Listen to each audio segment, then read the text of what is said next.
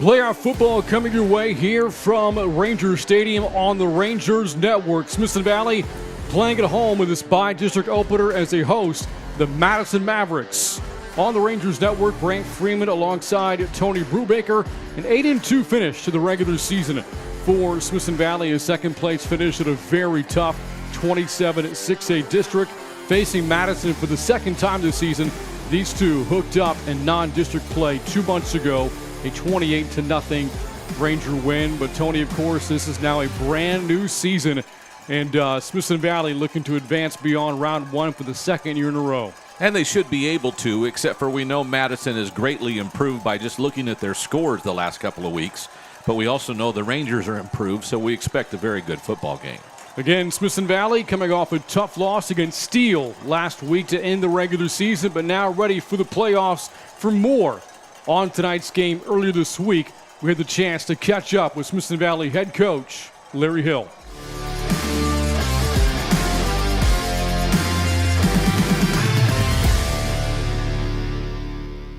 Back in the early to mid 2000s, some memorable battles between the Rangers and the Mavericks. A one-pointer in 2002, a Ranger rout in 05, and an overtime game in 07. You won two of those, Coach. What do you recall about those games? Well, they were big ball games, as you said. 02, we've never played them before. We actually came out of different leagues to play in the regional finals. That was our first year in the top classification, what is now 6A. And you know, I remember they ran the opening kickoff back for a touchdown, and we battled back, and then we were holding on, made a big throw and catch right there at the end to keep the ball and win that one. And 05, you mentioned, we had played earlier in the year and won in a district game, but in the quarterfinals, in the regional finals, we played extremely well up there. And it was a day game at Blossom, and we won big. And then 07 in the Dome, we had a big lead, and they made a furious rally, and you know, they got us right there in overtime. And so, you know, there are always those type of games, and this week is likely to be no different.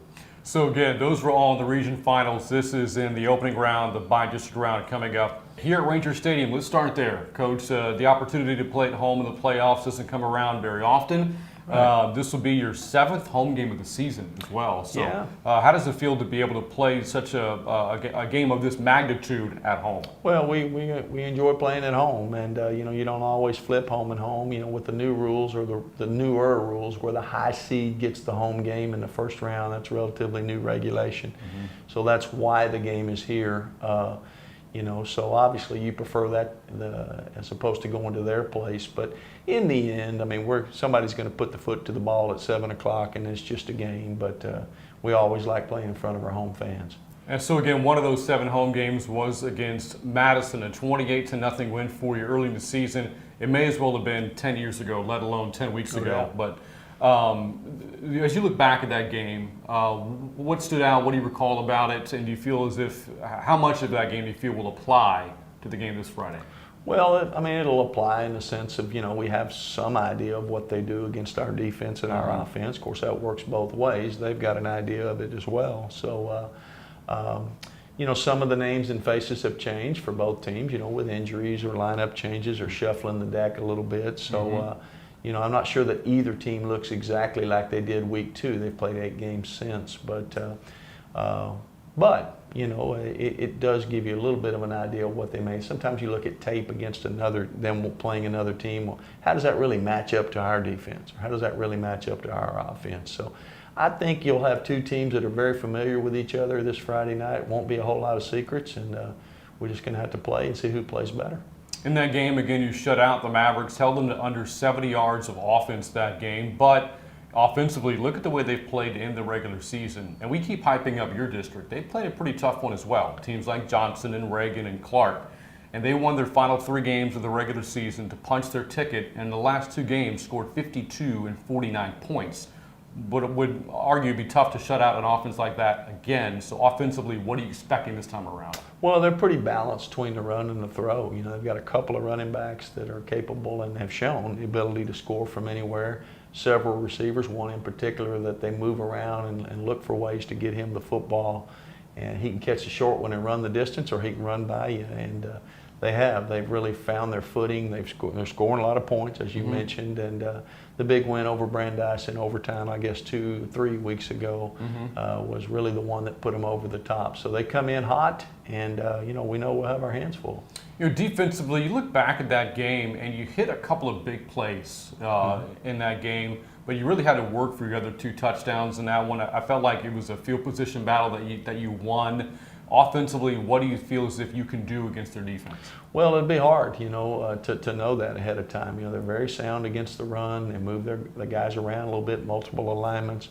Big and strong up front, hard to run right at.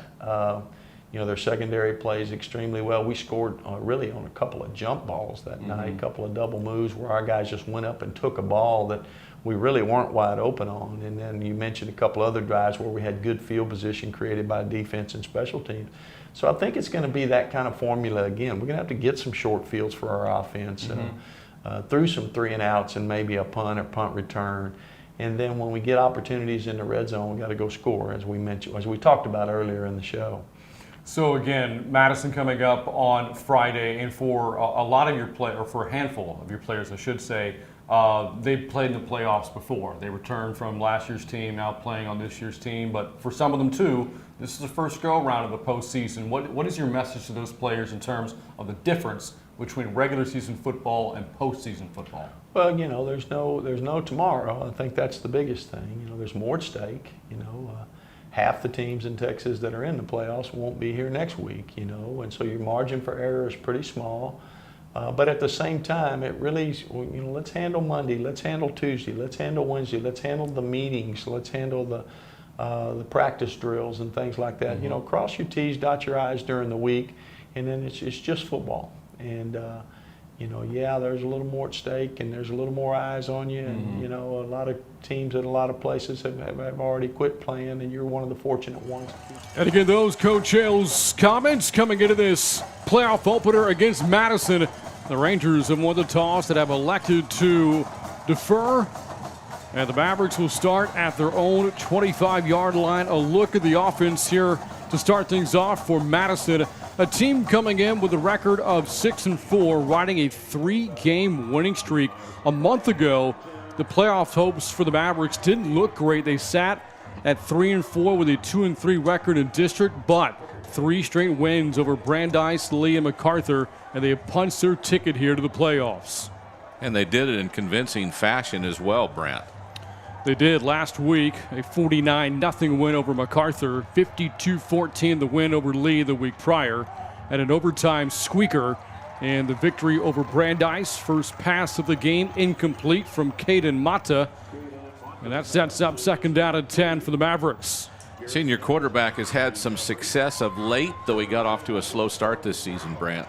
Really did. And again, these two are hooking up for the 2nd time this year. In the first meeting, Mata just 22 yards passing in a 28-0 loss here at Ranger Stadium. Quick screen, and that doesn't yield a whole lot, maybe 5 yards there for Braden Campbell. And that was De Hoyos on the tackle for the Rangers, along with Colton Shepler. Brings up 3rd down. Campbell, their slot receiver, one of their more, most often used. He's the guy they want to get the ball to a lot. Team high 21 catches in the regular season, over 400 yards for Campbell. 3rd and 5 here for the Mavericks. First possession of the game.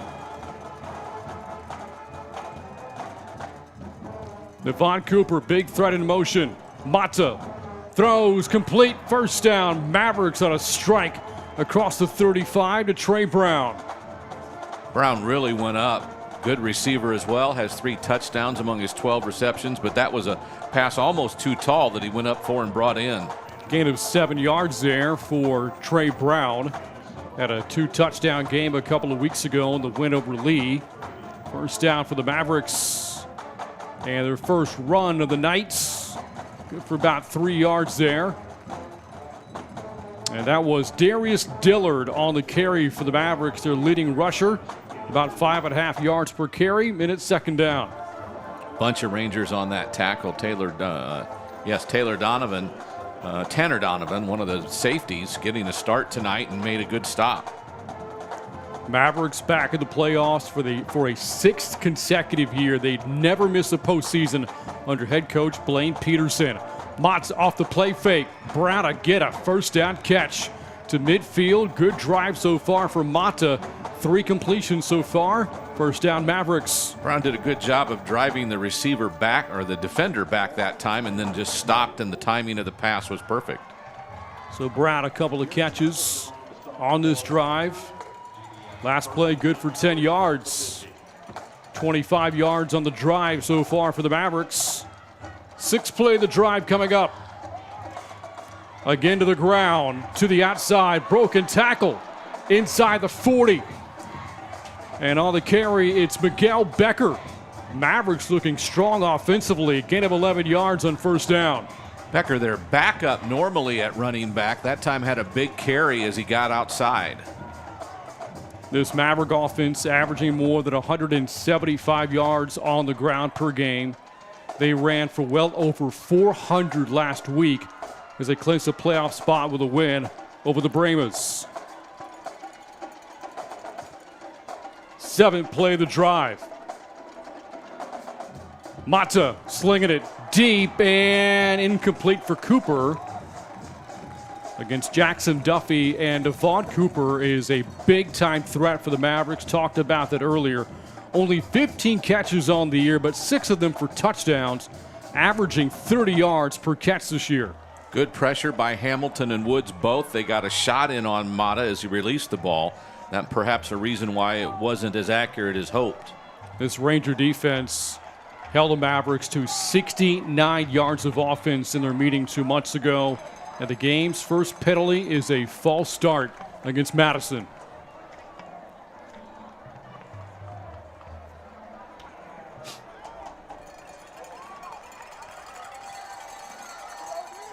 And that will turn this into 2nd down and 15. Madison's averaging about 7 penalties per game. Nearly 30 committed during this 3-game winning streak. Not something that you would relate to winning football. Right. 2nd down and 15. Mata, 5 passing attempts already on the drive. This is Becker, finds a lane. Miguel Becker to the outside. Good run inside the 35-yard line. Makes 3rd down very manageable here for the Mavericks. Rangers just gave up a big hole as the end went long or high, and the tackle stayed inside, and there was a lane there that just was big enough for anybody to run through. It's a gain of 10 yards for Miguel Becker, a 2-way player for the Mavericks. Also plays as safety for Madison. This could be 2 downs to get a first down here for the Mavericks. Mata hands to Becker again, and this time stonewalled, but good second effort. And that's going to bring up 4th down and a long 3 to go. Good job of spinning away from the defender that time, and he got an extra 2 yards because he was able to. So 4th and 3. The Mavericks out of field goal range for Caden Esquivel. This is the playoffs, Tony. It's time to go for it. Amen to that.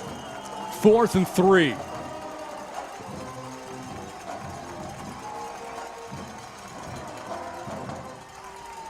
Mott's under center now. Direct snap to Becker, and Smithson Valley all over it. Becker is going to be stopped short by a full yard, and a turnover on downs for Larry Hale's defense. Don't know who was with him, but Hamilton just busted through the line and got contact to Becker even before he took his first step, it looked like, and that was a great read by the defense. Kind of a high snap there to Becker. Took that play off schedule. And a promising drive for the Mavericks ends on a turnover on downs. And now the Rangers out on offense for the first time here tonight. And this is Derek Mata making his 9th start of the season. Off the pump fake, Mata's got to eat it and taken down. Well defended there by the Mavericks coming out of the pile with the sack. Taylor Torres brings up 2nd down. Well, they got penetration on the defensive line right from the start. The first one he pump faked past him, but the second one was right there and prevented him from throwing it after the second look. That was just good defense by their defensive line, which has some size to it. 4 minutes gone by here in the first quarter. Opening round playoff game. Rangers first possession. This is Travis McCracken. And got slung down by Dalen Stanton. That'll bring up 3rd and long for Smithson Valley after a gain of 2. Not exactly the way the Rangers wanted to start this possession, with a 3rd and long after an incomplete or an unable to pass, and then a short run. Good to see McCracken back out there last week, though. Smithson Valley coming off a 20-6 loss to end the regular season last week against Steele. Rangers denied what would have been their first district championship since 2017. Backside pressure against Matza, and the pass is incomplete. Wow, there I was expecting a flag as the receiver turned. He got his jersey pulled pretty good, and the coach is talking to the official about that too. Demetrion Delane there in the pass breakup for the Mavericks, and Smithson Valley's offense goes 3 and out on its first possession of the game. Coach Hill talking with the side judge about that, and the side judge acknowledged that he saw the pull. He just didn't throw the flag. After punt it, Manuel Osorio punted just one time against Madison when these two met back on September the 3rd. Off the low snap, and the punt is blocked. And Madison's going to take over just outside the 15-yard line.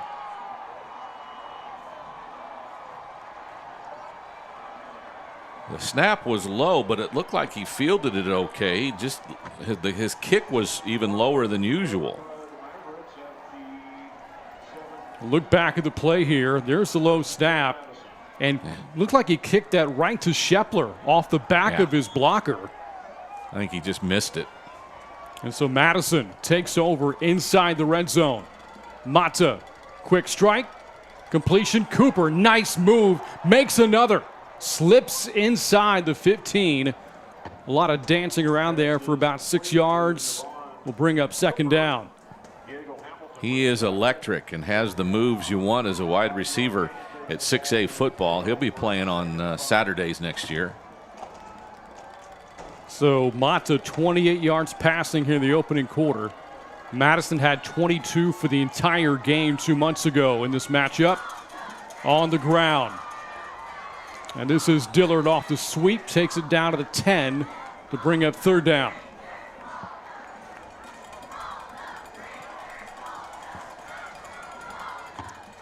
And there you see Shepler in the middle for Smithson Valley, their leading tackler, more than 80 on the season. This defense holding opponents to under 13 points a game. Being called upon for a big stop here. Mata off the play fake, throws end zone, touchdown, no, dropped. Cooper thought he crossed the plane, but he did not hold on the process out of the turf. Drops a would-be touchdown, and that brings up 4th down for Madison. Watch it again, just a beautiful looking throw. Cooper couldn't go to the ground and hang on to it. Not so sure, though. He looked like he spun one time with it and then let go. Might have been a review at a different game. Esquivel on for the field goal try, and the kick is good.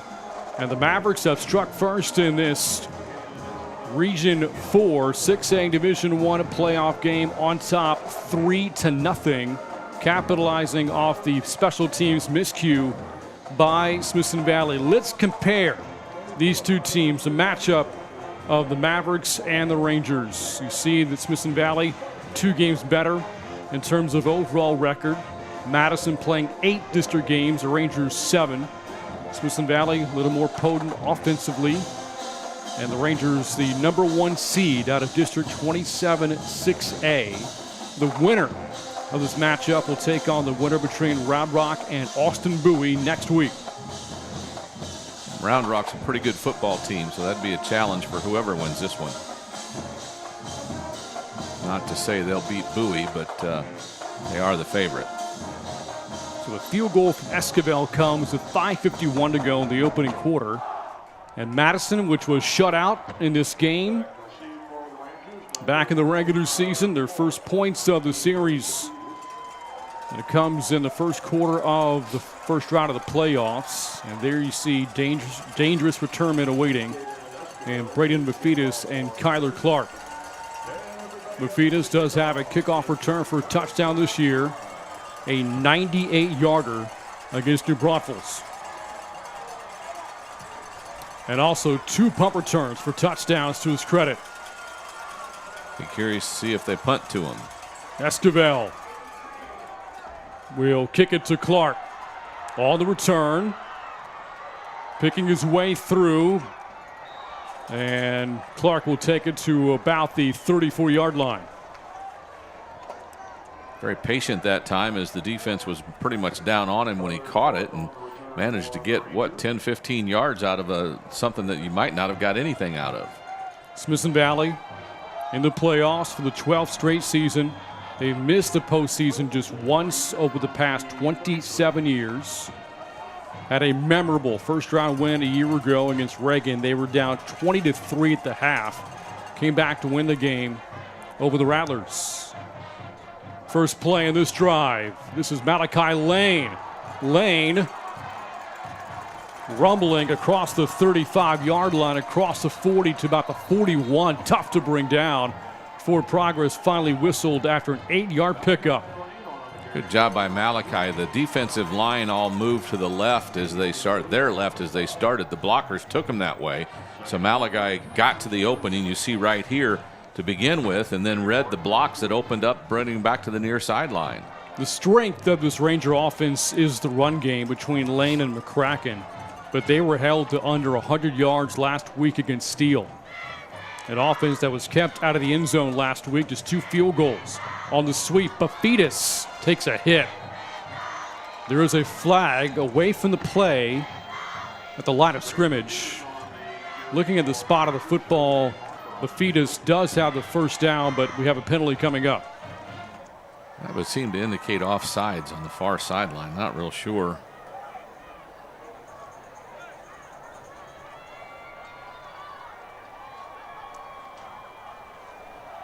And here's a call from the head official. Illegal formation on the offense. Wow. 5-yard penalty. Repeat second down. So, flag against Smithson Valley. The Rangers penalized 7 times last week, and that takes off a first down for the Rangers.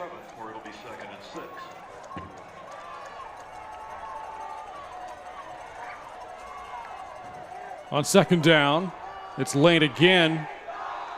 And didn't get much on the tackle. Dominique Pena, and Smithson Valley faced with third down. He got hit right at the line and didn't really have any room to go either way. Dominique Pena with the tackle for Madison. It's going to be Third and nearly long here. Derek Mata didn't play long against Madison in the first matchup. Injured his non-throwing arm in the first quarter, did not return. Looking to throw here on third down, and he's got a catch to a receiver, Dylan Domel, his favorite target, and Smithson Valley moves the chains for the first time tonight. 25th catch for Dylan, who's been the favorite target for whoever plays quarterback here, mostly Mata. And he's got great hands, and you saw him go up and get that one. Gain of about 22 yards on the throw. Mata's first completion of the night. Hooking up with Dylan Domel. Talked about his favorite target. Domel has 7 touchdown catches this year. The rest of the team has 5 combined. This is Lane on first down. Stonewalled again. Great pursuit by Miguel Becker and Isaiah Edwards. Second down and long for Smithson Valley. Becker, as a safety, is really close to the line. We've noticed that a couple of times already, so I'm expecting the coaches are seeing that too and waiting for a chance to maybe catch him not back in coverage once or twice. A Ranger team that started the year 7-0, their first 7-0 start in 8 years, but lost 2 of their last 3. Losses to Judson and Steele. And now opening up the playoffs here tonight off the play fake.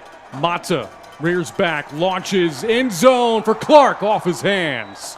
Incomplete for Kyler Clark. Just off his fingertips, brings up third down. and that was Clark on a post pattern without safety help. He had the cornerback beaten. If that ball is just, 6 inches shorter, we have a touchdown. A look at the play again. Clark on the air, just one touchdown catch. Came against El Paso Eastwood. Almost had his second there. Boy, that was off his hands. He probably thinks he wishes he probably could have brought that one in. 3rd and 10. Curious about the play call here because it does seem to be that area of the field where you might go for a 4th down. You don't need all 10 here. Mavericks bringing pressure. Mata flips it back to Bafidas, and the Mavericks all over it. On the tackle for Madison, Donovan Erdrich. Smithson Valley loses yardage, and we'll see what Coach Hill does here. Probably a punt coming up. When we played them again back in week 2, it's not like they were bad defensively. We won 28-0, but it wasn't easy going most of the game, and we're finding that right here. It's going to be a game of adjustments for both teams, but our offensive coaches, I think, are probably starting to see things that'll work later. Their team speed is remarkable, and it showed it in week 2, and it's been here tonight also. Offense stays out there. 4th and 12.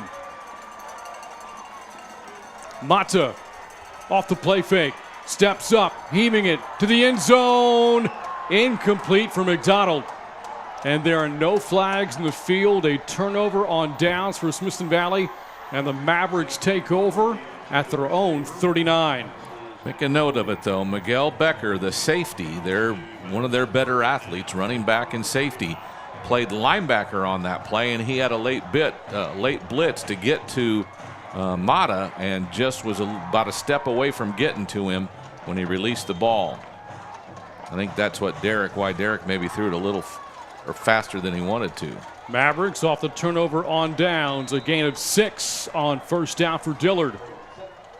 The Mavericks have run the ball pretty effectively here in the first quarter. They have, and they don't have, they've got 3 guys who run for 380, 180, and 230, so it's not like any one of them's a bell cow, but they've had some success running the ball early. An offense which has struggled against Smithson Valley in recent seasons. Mata off the play fake, going deep himself, got a man. Cooper inside the 15, makes a move inside the 10, and he's in for the touchdown. 55 yards for Navon Cooper. Another long strike for the senior.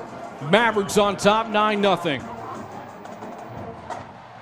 That was just a beautiful design play. He ran a post pattern.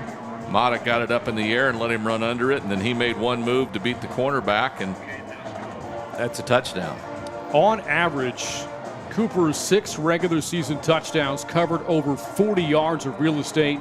His longest was 76. That one good for 55, and the point after is good. Speaking of Caden Mata, let's take a look at the Matas in this game.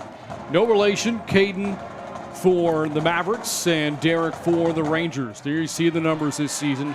Fairly similar. Again, both offenses rely very much on the running game, but each quarterback capable of making plays. And their difference is they have a Cooper who can outrun anybody on the field, while we have fast receivers. We haven't been able to hook up on those kind of passes as much. So, Caden Mata, a 55-yard touchdown pass, 11th touchdown throw of the season. And the Mavericks, off a special teams mistake and a turnover on downs, they've capitalized. And Smithson Valley has his work cut out for them. Madison playing with some swagger. They are, and they're playing like they've been playing well for a month, and they have played well for a month. And they're, again, a much different team than we saw 2 months ago.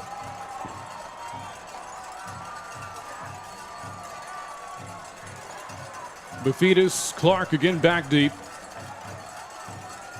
And let's see who Escobar will kick off to here.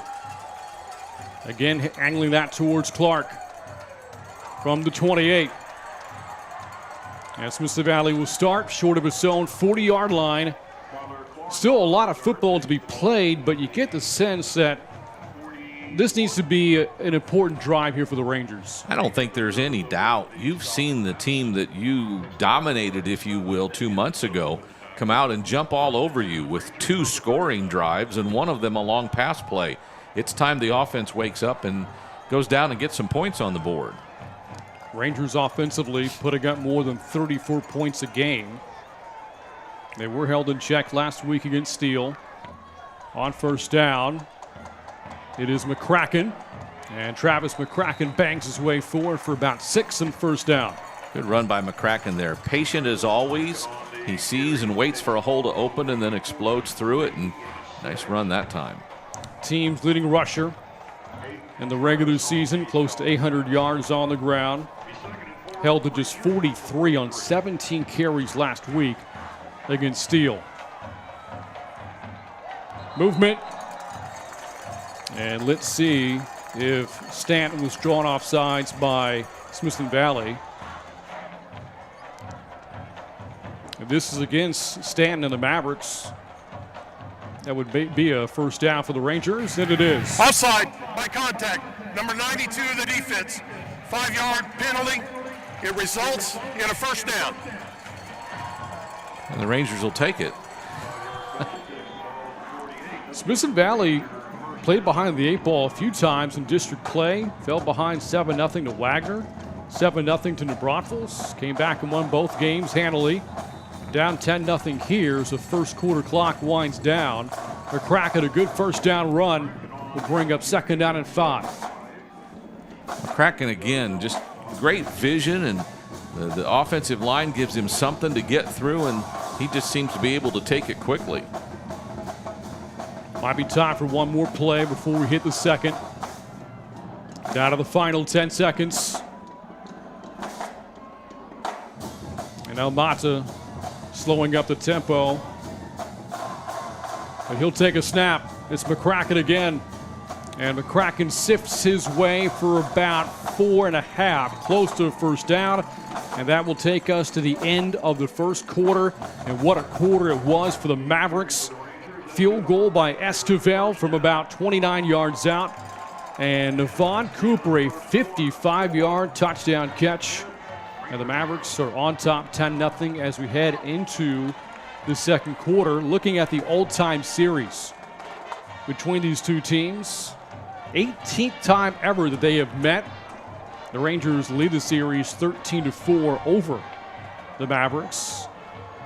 And they have won the last 3 by scores of 44-0, 31-6, and 28-zip. And this is the 4th time they've met at the playoffs. You see the previous meetings, Tony, those all came in the region finals.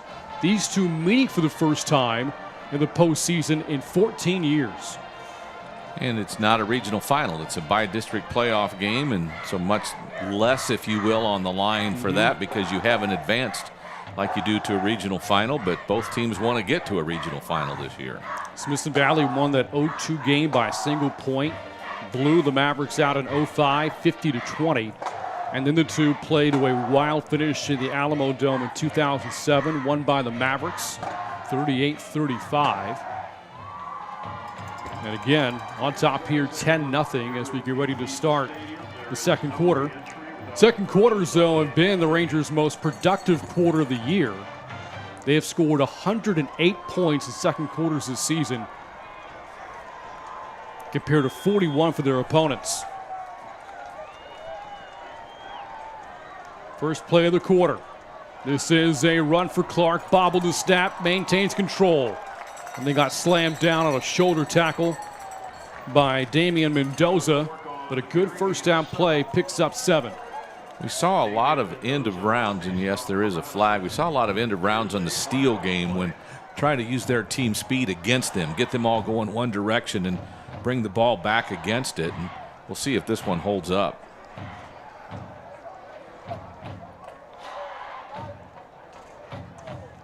Rangers flag once in the first quarter. Foul. Number 4 of the defense, hands to the face. Penalty is from the end of the run, 15 yards, automatic first. That'll help. And the Mavericks have now been penalized 3 times for 25 yards. That one a big one, 15-yarder on top of a 7-yard run by Clark. Yeah, that certainly puts the Rangers in prime position as you get into the red zone. Now you got to just take advantage of it and get some points on the board, preferably touchdowns. Smithson Valley again could not find the end zone last week against Steele. Mata operating inside the 20. This is McCracken, finds a crease, explodes inside the 10. First and goal, Rangers on a gain of 16. You know, we talked about it last week when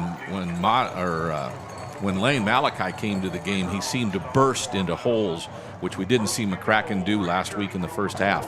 Tonight in the first half, McCracken looks just as quick, getting that first step in the ground and really exploding off of it. 4 carries, 29 yards so far for Travis McCracken. In the backfield again on first and goal. And this is McCracken off the left side. He's going to rumble in for the touchdown. And the Rangers an important touchdown drive. Score for the first time here tonight.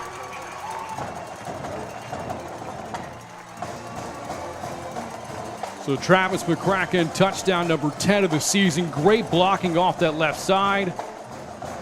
And again, Tony, we prefaced that drive, the one that Smithson Valley really needed to produce something. And here they produced potentially 7. And, you know, you don't want to point out any offensive lineman over another because they all did a great job of blocking on that drive. But the left side really created momentum for him to get into the end zone. The point after was good, but there was a flag thrown on it. Offside, number 2 of the defense. That penalty's declined. The kick is good. So, point after stands for Smithson Valley. And speaking of the offensive line, let's take a look at the big guys up front for the Rangers. This group for head coach Larry Hill. Moving a lot of furniture this year. And there you see him, Freeman, Thomason, the A&M commit, Stoney, the center, Freeman and Tyler Stone. And really, the Rangers haven't had to shuffle the deck very much this year. What an advantage it is to play with the same 5 for a majority of the regular season. And I'd be ventured to say that probably 95% of the snaps have been those 5 together. And they have worked well together all season long. And as again, you mentioned at the start of that drive, that was an important drive for Smithson Valley football. To be able to come back and tell this Madison team that we're still here and we're still ready to play. So the Rangers, a scoring drive. A little more than 60 yards covered. 4-yard touchdown run by Travis McCracken. 8 plays, 59 yards. Don't have the time because of the quarter break, but probably about 3 minutes. All of it came on the ground. That in penalty yardage against Madison. Yes. And here is the kick from Amaya. Inside the 10, returned there by Madison. This is Cooper. And boy, again, he is dangerous. Devon Cooper finally tumbles down just inside the 35-yard line. Lance Zuber on the tackle for the Rangers. And so we mentioned the importance, if you're Smithson Valley, of the last offensive possession. Defensively, maybe important here to get a stop and rather quickly. Well, and because you haven't stopped them tonight. You haven't forced them to do something they didn't want to do. And this is an offense that has really been on a roll through the first 13 minutes of this game. 3 possessions so far for Madison. A turnover on downs, a field goal, and a touchdown. And Cooper drops a pass, was wide open at the sticks and could have run for more.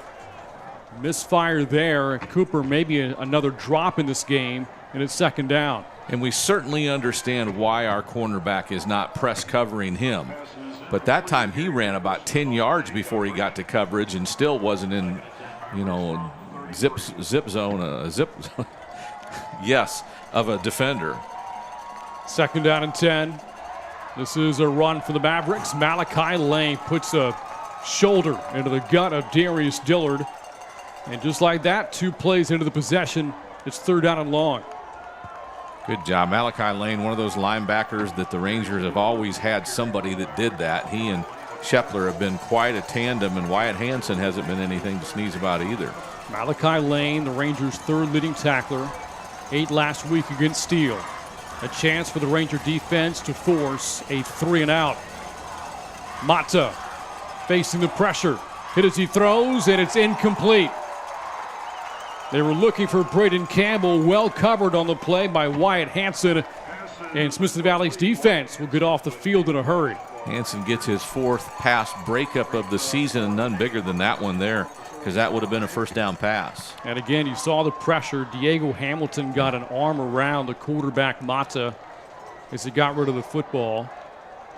And so the first punt of the night coming up from the Mavericks from Demetrian Delane. Punted 8 times the last time these two played. And here is a return from the 30. This is Bafidis outside of the 40, down the sidelines, accelerates inside the 30. Braden Bafidis does it again and puts the Rangers in business just outside the Maverick 20-yard line.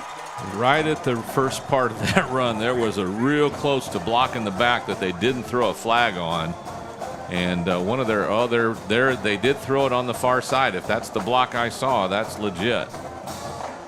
So just out of your picture is where the flag was thrown, and you look at the body language of the teams as you watch the replay. As exciting as it was, it's going to come back. A hold or a block of the back coming up against Smithson Valley. Boy, penalties have told a story in this first half. That one, that's a tough one because it was very borderline whether it would be called, and that's why I didn't say anything until I didn't see a flag. But then the line judge on the far side is the one who threw it. We'll see what the call is. Block in the back, just read his lips. Yep. During the return, illegal block on the back on the return team. 10-yard penalty, first down. And it wipes out a big return by Bafidis, and so Smithson Valley will now start deep in its own end of the field. They're going to mark the football inside the 20-yard line and down to the Ranger 18. And that's tough because you had a great return, and again, the back judge I thought had the better view of it, but the side judge, line judge on the other side didn't shy away from throwing it. Last Ranger possession, Smithson Valley 8-play, 59-yard touchdown drive. Mata off the play fake, pressured. Mata takes a sack back at the 10. Aiden Contreras on the sack for the Mavericks. And Smithson Valley now faced with second down and close to 20. He never really had a chance. The minute he dropped back, there was pressure on him, and he tried to avoid it and tried to get away from it and was looking for a receiver on the far sideline and just didn't have his feet enough that he could make a throw. Loss of 9 yards on the play. Mata comes out. Oh, no, he just came to the sideline to hear the direct word. You see that large brace around the non-throwing arm from Mata. Again, that was the injury he suffered against these Mavericks 2 months ago. Caused him to miss 2 games. Before this running play, there was a timeout. Whatever Coach Hill told him when he came over to the sideline, I don't think he didn't like what the defense was doing. Got word from the coaches in the booth, and just decided let's look at that again before we decide to go on 2nd and 19. So again, Smithson Valley has the advantage of playing at home here tonight. Their 7th home game of the season, 6 in the regular season. Smithson Valley going 5-1. Their all-time record at home under Larry Hill, 116 wins to 18 losses. Very tough and tall order for Madison to win here tonight, but the good start by Madison on top 10-0, and right now they have the Rangers offense in a tough spot. Yeah, it's the good thing for Ranger fans is this is a long football game. They always are, and they've got time to correct things. But you're right. After the big punt return, you almost see them. I don't know if we were deflated, but we didn't have the high we thought we were going to be on, and you have a couple of plays that just don't work for you. After the timeout, Smithson Valley's first of the half, 2nd and 19. Mata to the air again. And that pass almost picked off, looking for McDonald. And if DeLane gets a hold of that, that's another Maverick touchdown. Bafidis had planted himself on the hash about between the 25 and the 30, and he was wide open. Derek had decided he was going to go to the outside receiver, and I don't know if we'll see this, but yeah, there's Bafidis on the hash, and he was there wasn't anybody within 5 yards of him when that ball was thrown. He would have been a better target maybe if Derek had seen him. Not many plays in the playbook to pick up 19. And the Rangers need 19 to move the chains. Mata rears back, throws, deep ball. And the pass and coverage is almost picked at midfield. Looking for Bafidis, was well covered. There is DeLane again. And Smithson Valley, that penalty on that punt return by Bafidis really put the Rangers at a tough spot. A sack and 2 incompletions. Now they're punting from around their own 10-yard line.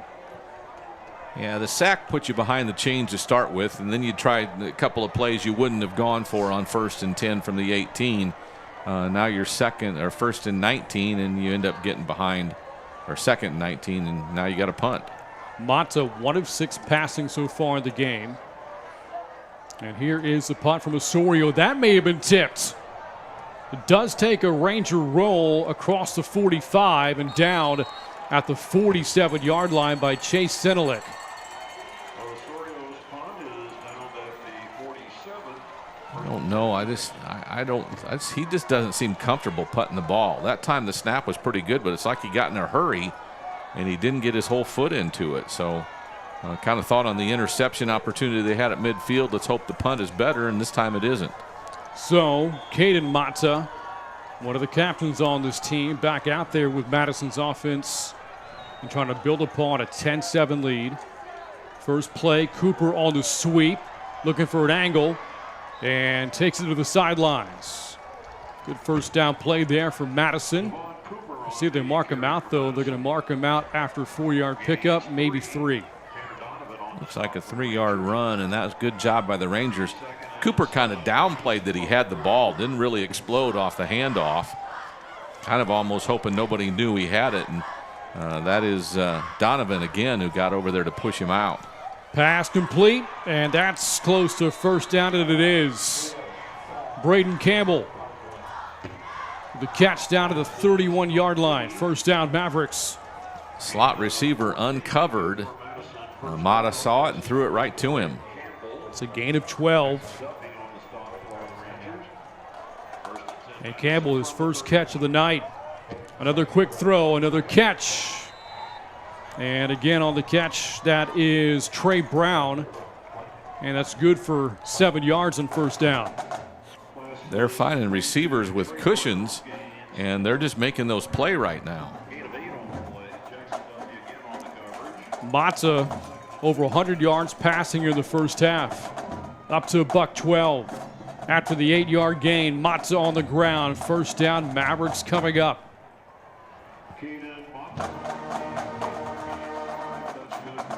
Again, this Madison team building a lot of momentum into the playoffs. That overtime win over Brandeis sparked this team to a 3-game winning streak to end the season, to punch their ticket. And now they got the Rangers on the ropes here. Flag of the play. This play didn't happen. I think it's procedure on them. Pre-snap penalty against Madison. False start. Number 54 of the offense. 5-yard penalty. It remains first down. Called against the right tackle, Michael Frydek. 4th flag against the Mavericks here in this first half.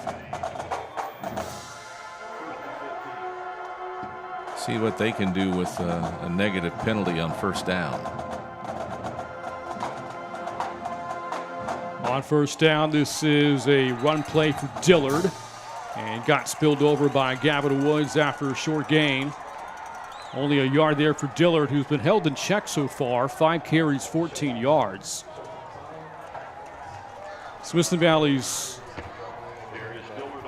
defense has fared a little bit better on the ground than they have through the air. Second and 14 from the 24. And now in second down, Mata to the air. Pump fake. Steps up, makes a man miss.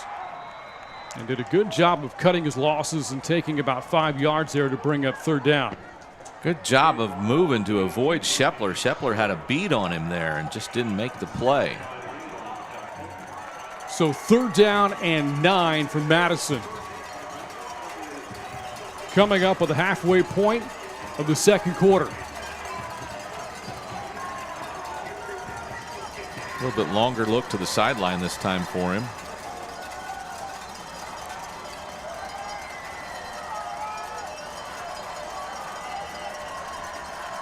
Mata off the play fake, pressured, gets away. Mata on the run, throws, the pass is intercepted. Intercepted by Jackson Duffy. Duffy the coverage against Trey Brown. Mata the mistake. And the game's first turnover belongs to Smithson Valley. Great job of taking what was a forced action where we really got after him. And there you see again pressure, and Shepler ended up hitting him after Hamilton chased him. And then Duffy just made a great play in the corner of the end zone on Brown, stepped in front of him and made a great interception. You know, you saw the official's hat was off as well. Even if Brown had caught that pass, I don't think it would have been allowed. Regardless, Duffy the interception, his first since his season opener against Warren. First down after the turnover, McCracken the run. Check that, Doug Lance into the game for the first time, and Lance good for 8 yards. Doug Lance on the carry, gains 8. Sophomore running back started the year at defensive end, playing much more on offense now, and has played well as a running back, more than 6 yards a carry. Didn't see him run at all against Steele last week. It was just McCracken and Lane, and even though both running backs have gotten in there, this is our third running back. Lance nearly ran for 100 in the win over East Central 2 weeks ago. On second down, Lance again finds a lane and has a first down. Lance, another 8-yard chunk, make it 10 there to move the sticks. Yeah, he got about, well, if we got 10, then he got 7 of those and said, I'm going to get 3 more, and stuck his helmet right into the belly of the defender and just pushed him forward. So again, Caden Mata, the interception. 5th he has thrown this season. And the Rangers defensively forcing their 20th turnover of the year. Trying to capitalize off of it as we come up on 5 minutes to go in the half. The Rangers have yet to lead. And this is Lance again, finds a crease. There is a flag. Boy, look at all the white shirts it takes to bring him down. If the play stands, it's a first down, but there's a penalty marker back at the 37. That's good for a Ranger first down. There's a marker on the field. I'm telling you what, our coaches upstairs and the ones on the field have found something. Offside. Number 92 of the defense. Penalty decline. First down. Gain of 12 for Lance. 3 carries, 30 yards so far in the drive. That one is the best explanation I can make. We're finding ways to block their speed right now, and those are 3 holes that we've had for our running back. Ball now near midfield. And it is Lance again. Why not? Running the hot hand. Lance here settles for a cool 2 yards to bring up second down. That way, that time the defender just stepped out and didn't get blocked and was waiting for him as he got to the line of scrimmage. But I tell you what, our offensive line has opened up some holes on this drive already, and they just need to keep doing what they're doing. Again, Smithson Valley, the 1 seed from 27-6A in Division 1. East Central, the other team in this region. In Division 2, the playoff teams from 27-6A, Steele and New Braunfels. No Clemens, no Judson. Second down, this is Clark on the sweep. Has blocks downfield. There's a flag, and this might come back. You see some frustration there by Miguel Becker. Yeah. May have been held.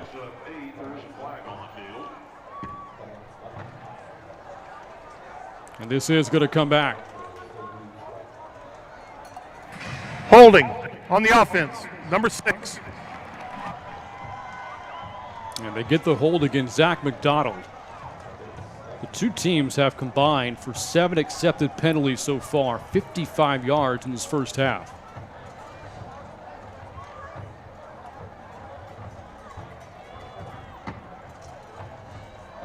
So it's a 10-yard penalty, so he gets 3 yards on the run. Spot foul, so you're right there, Tony. Second down, 14. Mata has yet to throw a pass on this possession. Just one completion so far. To the ground again. Lance again.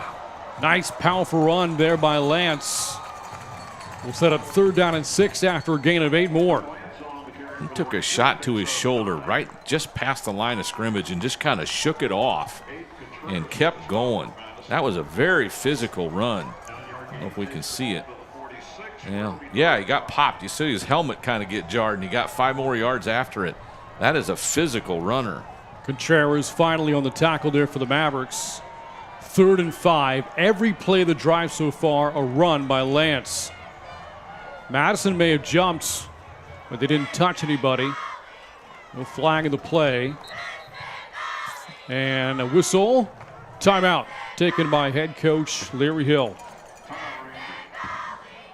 Speaking of Coach Hill, looking at his history in the postseason. Again, he is in his 29th year at Smithson Valley, and he has 46 playoff wins. 273 wins overall in his career. 13 district championships, state finalist 3 times. And they are 19-6 all-time in openers, but looking for a long run this year. Smithson Valley has been past the second round since 2015. So in 23 years, he's got 46 playoff wins. Folks, that's pretty good. That tells you 2 things. He's in the playoffs a lot, but that's 2 wins a year on the average, even though he's also got, what was it, 43 and 26? Or 46 and 25. 46 and 25. So, you know, about a lot. Well, every year in the playoffs you could lose because you have to be eliminated. But 46 wins in 23 years, that's 2 a year. And we know some where they've been knocked off in the first round or knocked off in the second round. So that's a lot of wins. You look back at the early 2000s, mid-2000s, some long playoff runs, some of those resulting in trips to the state semis and finals. Out of the timeout, 3rd down and 5. Big play. To the ground again. Lance again. Cuts back. Lance explodes inside the 30. A man on a mission on this drive. 6 carries so far. First down, Smithson Valley. For him to put his right foot in the ground and just jump into a hole that opened up, that was a spectacular run. I don't know if we'll be able to see it right there. Just put his foot in the ground and turned upfield. What a great run. And a great block, too, by Dylan Domela, tight end. A seal block that freed Lance for about 10 more yards. What was the distance on that one? 23 yards in the carry. Wow. 63 yards on the drive so far for Lance. Why not? Him again.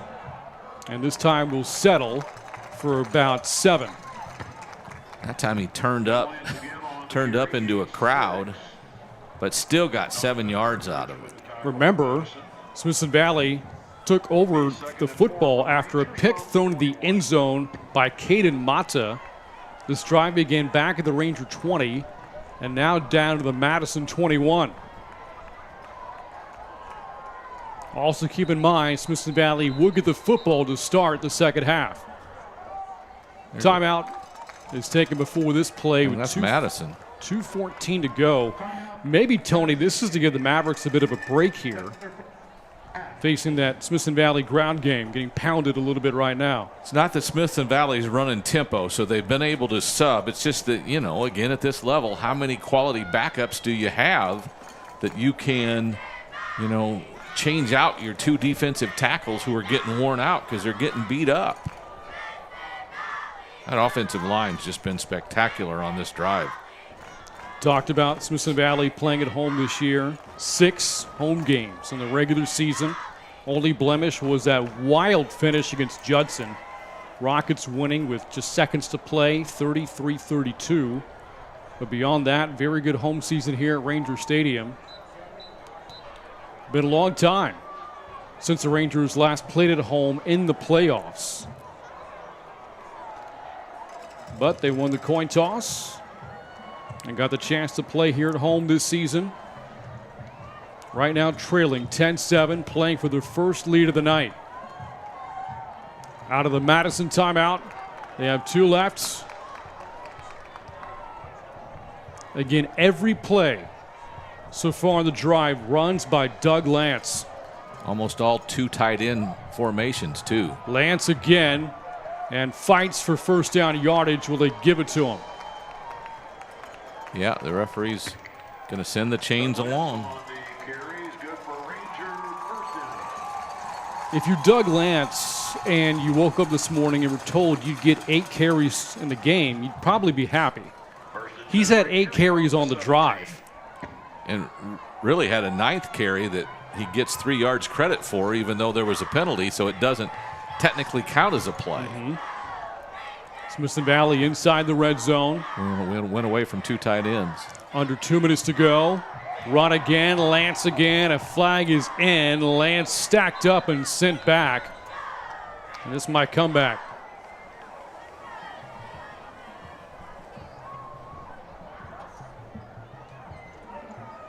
Holding. Number 77 of the offense. 10-yard penalty. Repeat first down. You know, I mentioned the tight ends in the formation because we went away, looked more like a passing formation, and then we ran a little trap up the middle. We just got caught. So now 1st and long. 4 flags, 35 yards against Smithson Valley so far tonight. Clock is ticking, 90 seconds to go. 1 timeout left for Smithson Valley.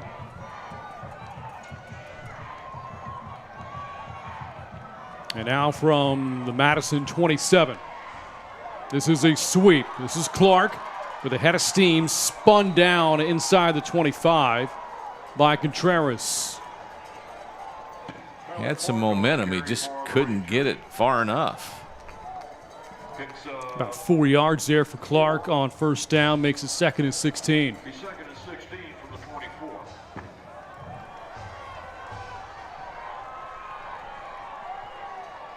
Keep in mind again, Smithson Valley down to its final timeout with 45 seconds left. Still plenty of time. Mata, pump fake, now to the end zone, and it's caught. Touchdown, TJ Hunt, 2nd of the season, and what a time for it as the Rangers take their first lead of the night. That was a beautifully thrown ball to the outside shoulder. Hunt still kept his shoulders inside, and the defensive back wasn't even was thrown, so I don't know that he ever saw the ball, and he didn't. He did not on coverage. Kajon Rogers, and that was a great pass from Derek Mata. And from Mata, 9th touchdown pass of the season. Point after, an important one, and it is good by Clayton Amaya. So how about that 80-yard drive? 10 plays on the drive, 80 yards again covered, and 8 of those 10 plays runs by Doug Lance, ending on the 24-yard touchdown pass, Mata to TJ Hunt. 10 plays, 80 yards, and 5 minutes and 48 seconds on the drive. So not only did you get 80 yards and get a touchdown, but you took almost the whole second quarter and wiped it out, so your opponent didn't have any plays, or won't have many plays here to end the half. So Smithson Valley on top, 14-10. Again, their first lead of the night. Madison jumped out of the gates with a 10-0 lead. Smithson Valley answering back, 4-yard touchdown run, Travis McCracken. 24-yard touchdown pass to TJ Hunt. And again, if you're the Mavericks, you can't help but wonder what may have been, if not for the turnover, an interception in the end zone. Was that a 14-point swing there? It was. And Amaya will kick off. Line drive kick. And picked up short of the 20. And Delane just kind of shoved there and finally goes out of bounds with 28 seconds to go, and the Mavericks have 2 timeouts. I don't think the coaches were too happy he got as far as he did, because they had him pinned down, and he just used his speed to get past a couple of defenders that weren't able to knock him over. Again, this half is not over. If you're Smithson Valley, you have to put an emphasis on slowing down Devon Cooper. Big play threat, a 55-yard touchdown catch earlier in this game. One of the biggest ways to do that is put pressure on the quarterback and make sure that Caden Mata doesn't have time to throw it. Mata to the air. High throw and drop by Campbell. Boy, have those been an issue for the Mavericks tonight. That's the third drop for Maverick receivers. One of the drops came in the end zone back in the first quarter. That ball was on spot. I mean, it wasn't an easy catch because his body was kind of cajored, but he's there. He's there to make the catch and run with the ball, probably get first down yardage, and maybe get enough that you can throw towards the end zone. Now 24 seconds left. Safe play here from Madison. This is Dillard. This might run out the clock. Darius Dillard on the carry for Madison. Malachi Lane on the tackle. Picks up 4 on the play. And we wondered again if that was the final play of the half. 36. And it was. That snap not off in time. And we have played 2 quarters of playoff football here in Spring Branch. We got a good one. Rangers overcoming a 10-0 deficit. They lead the Mavericks going into the break 14-10. We highlighted this long-time series between Smithson Valley and Madison going back to nearly 20 years. But before we actually end the first half here, apparently there was a timeout called by Madison with 3 seconds to go. Now they put 1 second on the clock. Well, I'm not sure what play you draw up here when you are more than 60 yards away from the end zone. Especially not when you run it on second down, like you're just saying the half's over. So then you call a timeout. Maybe they had a play they thought could get some chunk. You know, I'm almost shocked that they do this. And so Smithson Valley will play prevent safe defense here. Looks like we got about 6 defensive backs on the field, maybe more. So barring a penalty 7 against Smithson Valley, this will be the final play of the half. Get some pressure on him. Don't let him just throw the ball long. Mata heaves it deep, and that pass is incomplete. And that will end the first half. So again, we talked about the series between the Mavericks and the Rangers. Tonight they are hooking up for the 18th time ever. They've met in the playoffs before, in district play before. So again, a lot of history between the Mavericks and the Rangers. Going to talk about that history. Longtime Rangers head coach Larry Hill with former Mavericks head coach and a coaching legend here in South Texas, Jim Streety. 23 years, your head coach here. Didn't look like this, though. Not quite. We had a few grass burrs and a lot of clover out there a few times, if I recall. Yeah, and a little bit more around the field than there was, huh? Yeah. When we came in here, there was a barbed wire fence over there on the other side of that top field, Yeah. and there was crops growing out there. And Yeah. every now and then you might see a deer or coyote or something out there. Yeah. And then the Yeah. back here where our ag facility is, there's nothing back there either. This was pretty much as far as things went out here, the football What field. made Madison such a special place? You stayed 23 years. Well, the community. This is pretty much a blue collar community. Great kids that really don't mind working, and they had some success back in the 80s, and then kind of fell on hard times a little bit. But and we had a great mix of kids. We just I always like to say that this was the real world here. I was fortunate. My parents decided very young that I was going to grow up with a set of kids, stay with the same set of kids through high school. So whenever I was enrolled at Woodstone Elementary School, I knew Coach Streety was going to be my head coach. So as I got to grow up and go to the games as a young kid, always knew who he was, always saw the teams, and it just became a habit of winning. And you didn't understand how great he was until he left. You know, we won since I was 5 years old. You know, it was district championships, and that was what Madison High School was supposed to do, and it was always led by Coach Streety. Well, now, apparently you won some games here, because looking over here, and it's Jim Streety Field now. How's that feel? I don't know. I thought they did that after you were dead and gone. Well, doesn't look like rigor mortis has set in just yet, so no, that's a good deal. They honored me by naming the field. I guess it was the year after I left and went to New Braunfels as AD. But we had a great run. My goodness, we had a great run there.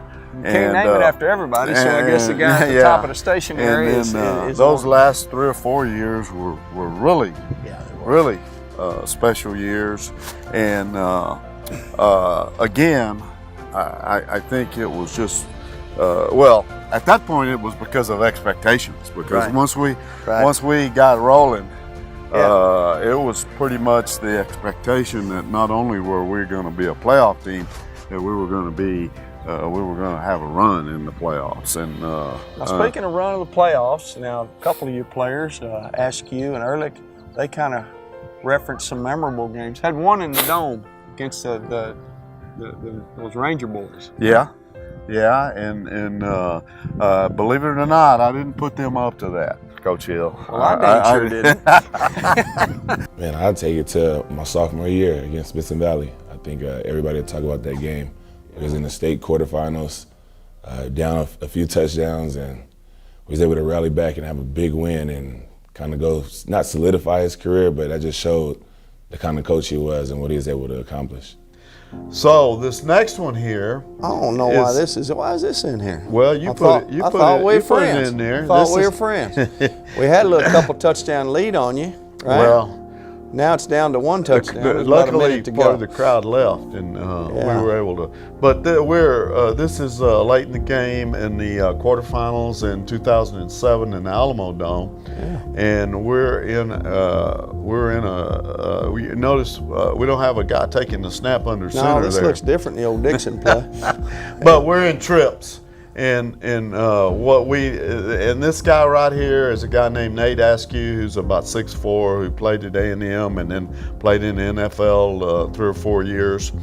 And what we like to do is when we got in trips, obviously release these guys up the field, and then release our tight end and try to get him in front of the safety, to try to hold the safety so that we could isolate this guy one-on-one with a corner, and hopefully he might have a physical advantage, which most of the time you do, but it looked something like this. I remember how it looked. Anyway, it was a nice play, and after the formation and the play call, I can't say that there was a whole lot of coaching went on here.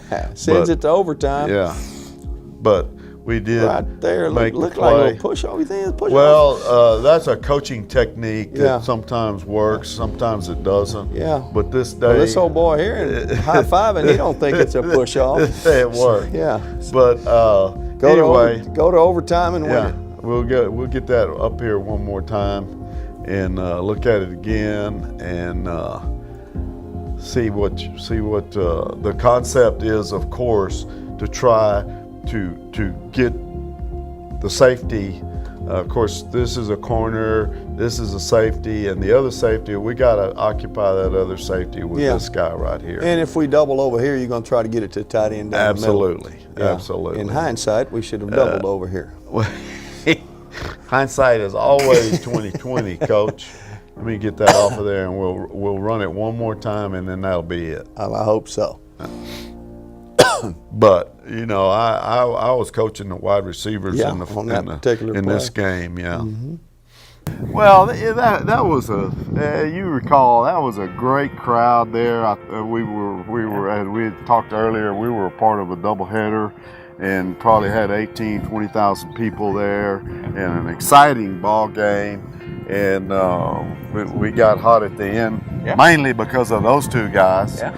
And the outcome was favorable for us that day.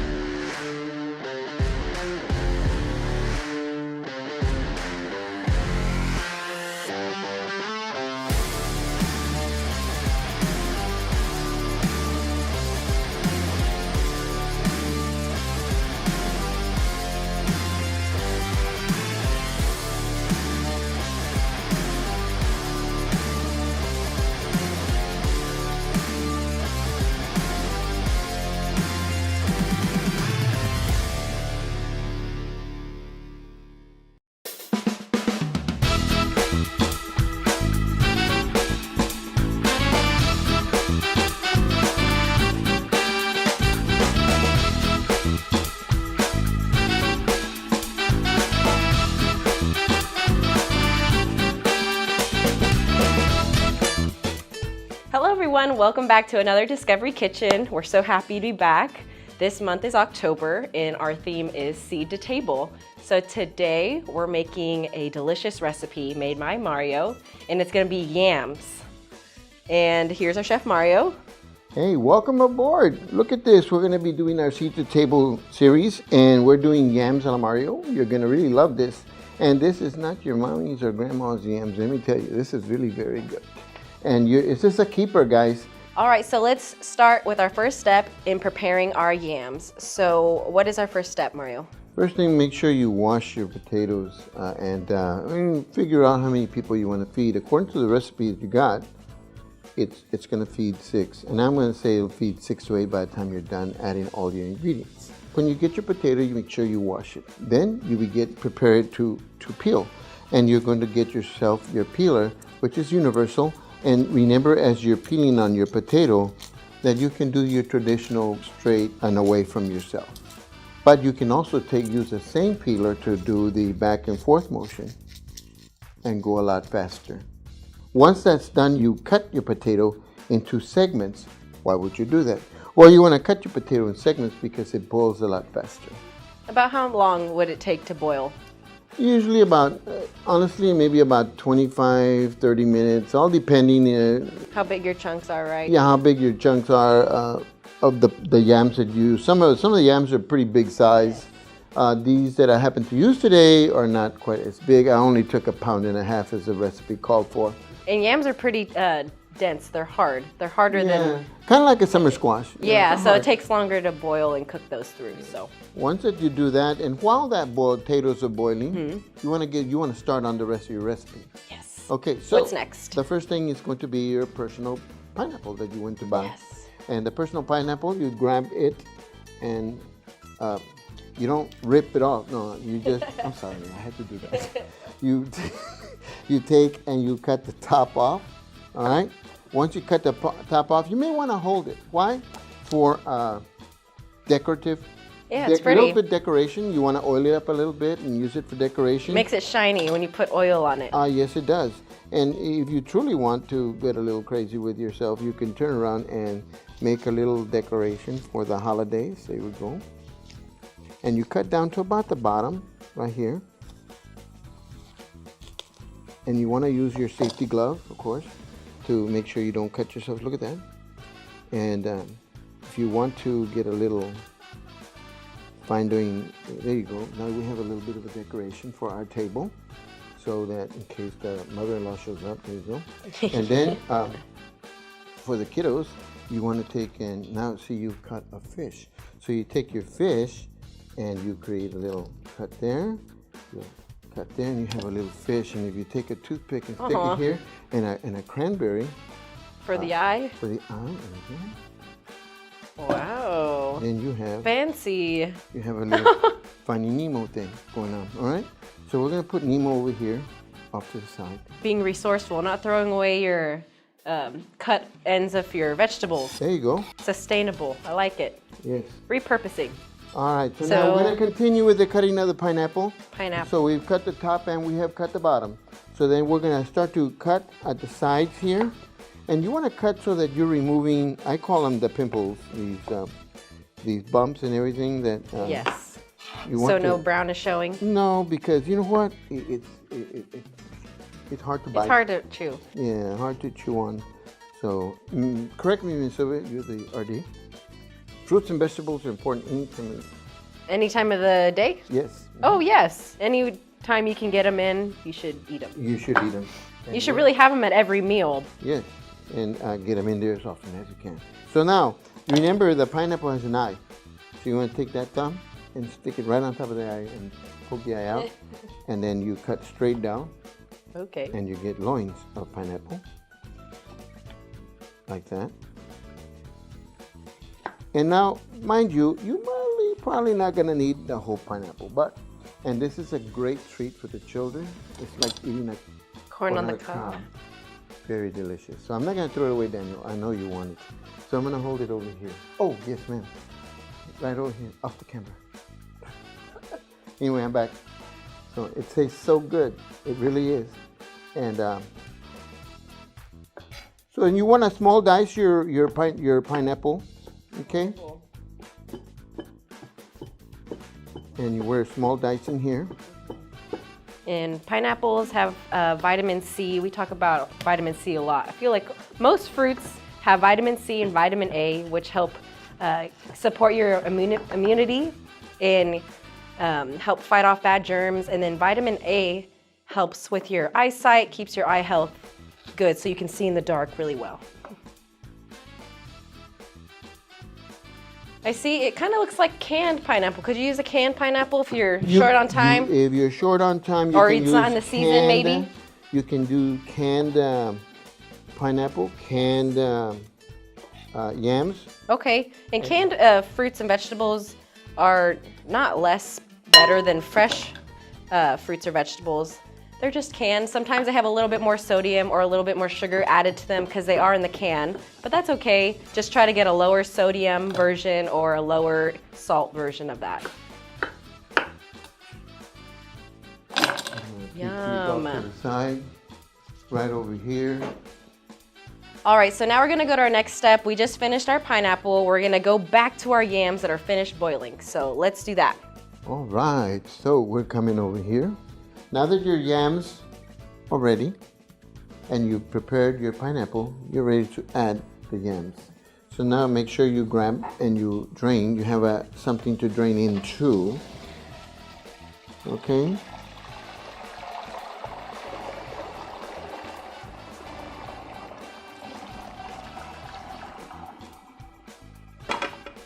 And there you have it. All right, now that our yams are done. They're nice and done, fork tender, perfect, looks great. And we're gonna add it to our pineapple. Great. And since we got our yams done, interesting thing, people get them confused with sweet potatoes, but they're actually two completely different plants. But they are both roots, so it's pretty common that they get confused. Yams are harder than sweet potatoes, and they're more rough. The skin is, a little darker, but they're pretty similar.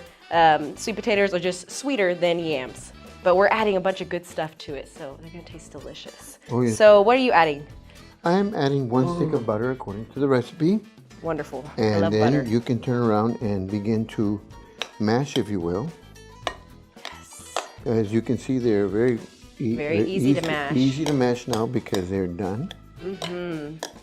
Oh, another interesting fact about yams is since they're so tough, that normally indicates they have more fiber. More fiber, which we've talked about, is really good for your digestive health, keeping everything going. It's actually something we don't get enough of. Most Americans don't get enough of it in our diet, so try yams every once in a while, especially during the time they're in season, which is about this time, October, November, December. Making this dish be great. What do you like to eat this with, Mario?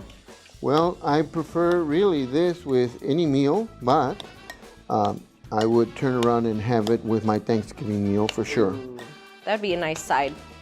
Excellent side. It's so delicious. Now, make sure you we're going to add brown sugar. Okay. And I recommend that you start with about a cup, but if you want to be conservative.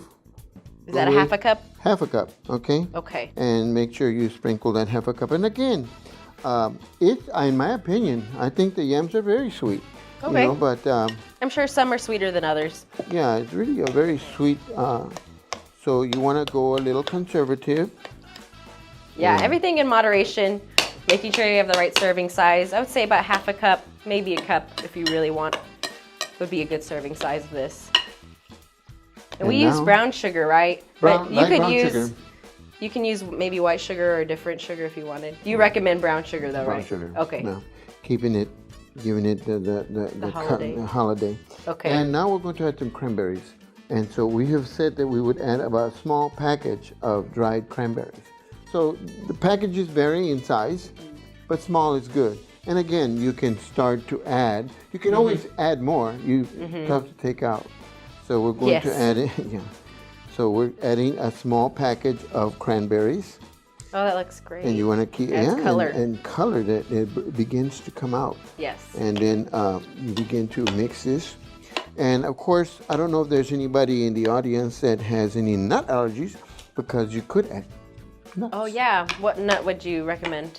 Oh, for me, it would either be walnuts or, as some people from New York say, pecans. Pecans. But you can add pecans. Pecan. And pecans is good. Walnuts is great. Any kind of nut, in my opinion. Okay, to give it a crunch with all the sweetness. A bit of a crunch. If you're going to go with, what is it, the Brazilian nuts? Is that right? Brazilian nuts? You can go, you just make sure you chop them up. But Okay. They really are very good. And now you have a gourmet, if you will, type yams. Now, to take it a step further, and I think we're going to go ahead and go with the rest of that, and we're done. Wonderful. Okay, so, and you can see that it has that bright red. It's going to pop out at you, okay? And you notice we started with half a cup of brown sugar, and we stayed right there. Yeah. So I'm going to give it a little taste. Taste test to see how Just a taste test to see if we're there. And just to see, my focus is on the yam. And frankly, I would stay there. Great. And yet, wait, because why? Well, because you're going to, my next recommendation would be to have a large marshmallows and put them on top, okay? And stick this dish into the oven at 350 for about 10 minutes or whatever until the top's brown. When they brown, you can go to heaven now. It's ready to go. Almost like a different twist on a sweet potato casserole But you it's traditionally yams. see. But it's yams, yeah. But the thing is, the yams are going to turn around and add a special twist to your holiday meal. Awesome. And so I'm hoping that you will enjoy this seed-to-table presentation and eat this at home. And I'm getting ready to do my little presentation. So, are you ready? I'm ready. So here we go. Here's what I want to do. Here's what I recommend you so great. It looks do okay. this for your mother-in-law, and she'll be jealous, you know. Mine was. Anyway, but Mom. Okay. And in a minute we'll go make friends. But right now, we're gonna put our yams there.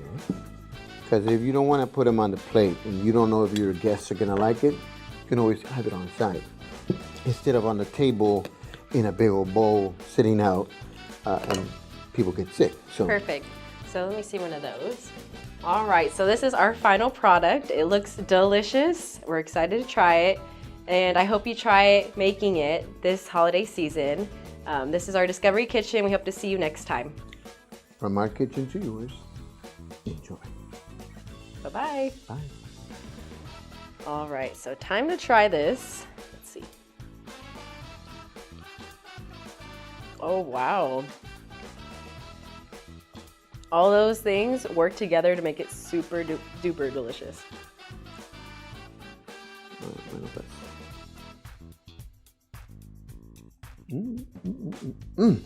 That's good. I love those clams.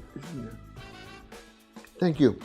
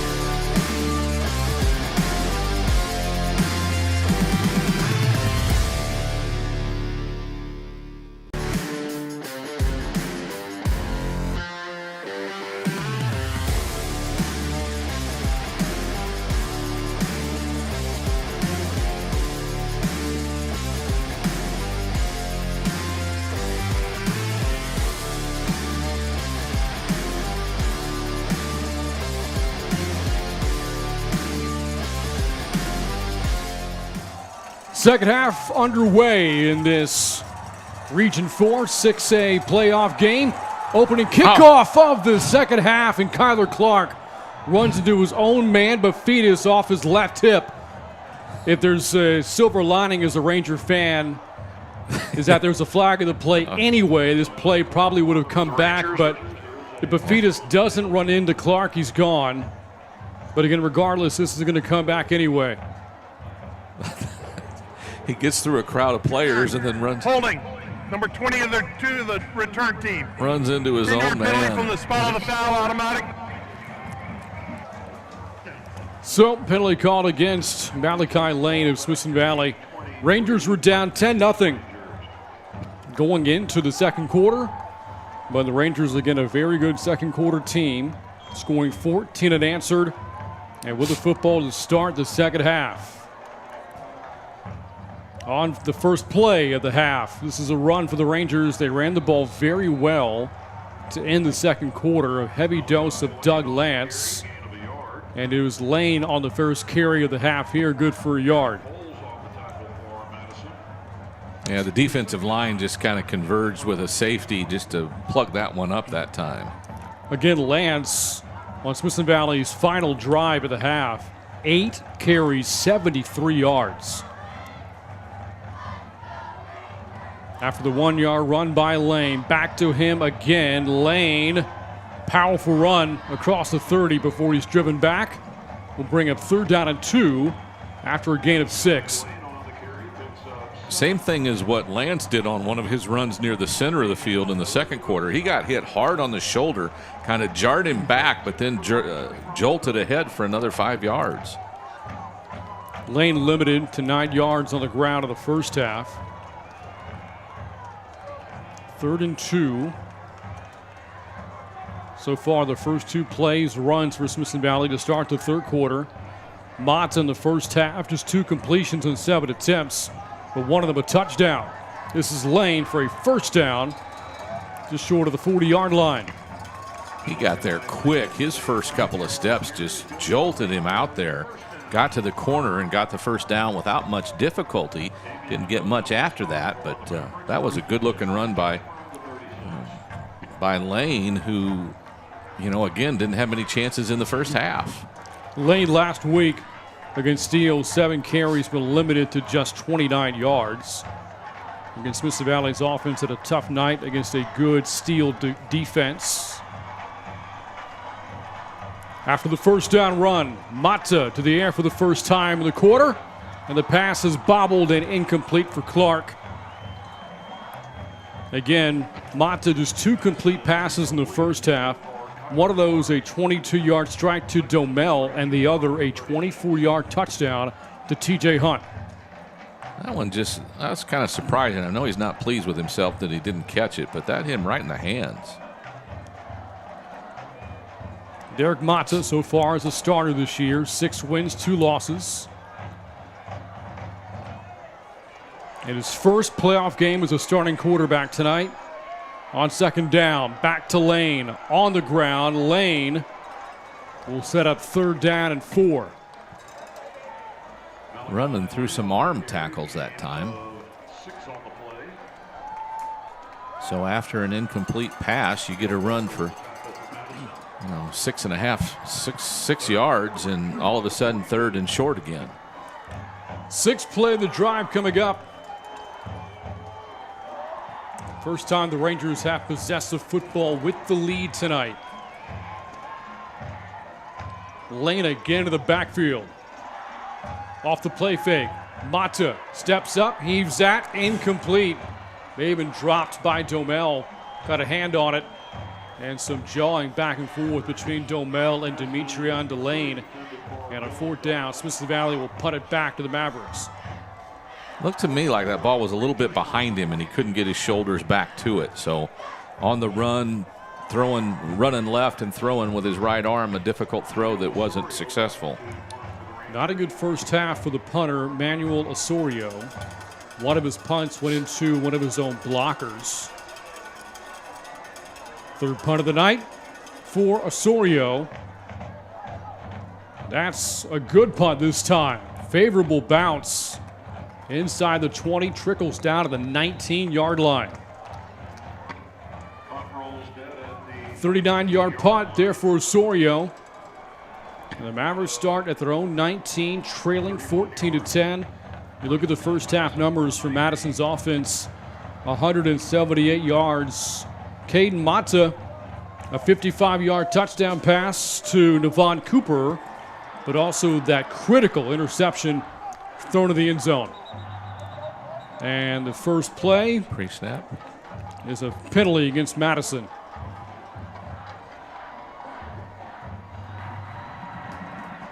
False start. Number 81 of the offense. 5-yard penalty. It remains first. Mavericks had 66 yards rushing in the first half. Leading rusher was Miguel Becker, 24 yards on the ground. And there is Brown at the receiver, 2 catches in the first half for Madison. Campbell in motion on 1st and 15, and he wasn't expecting it.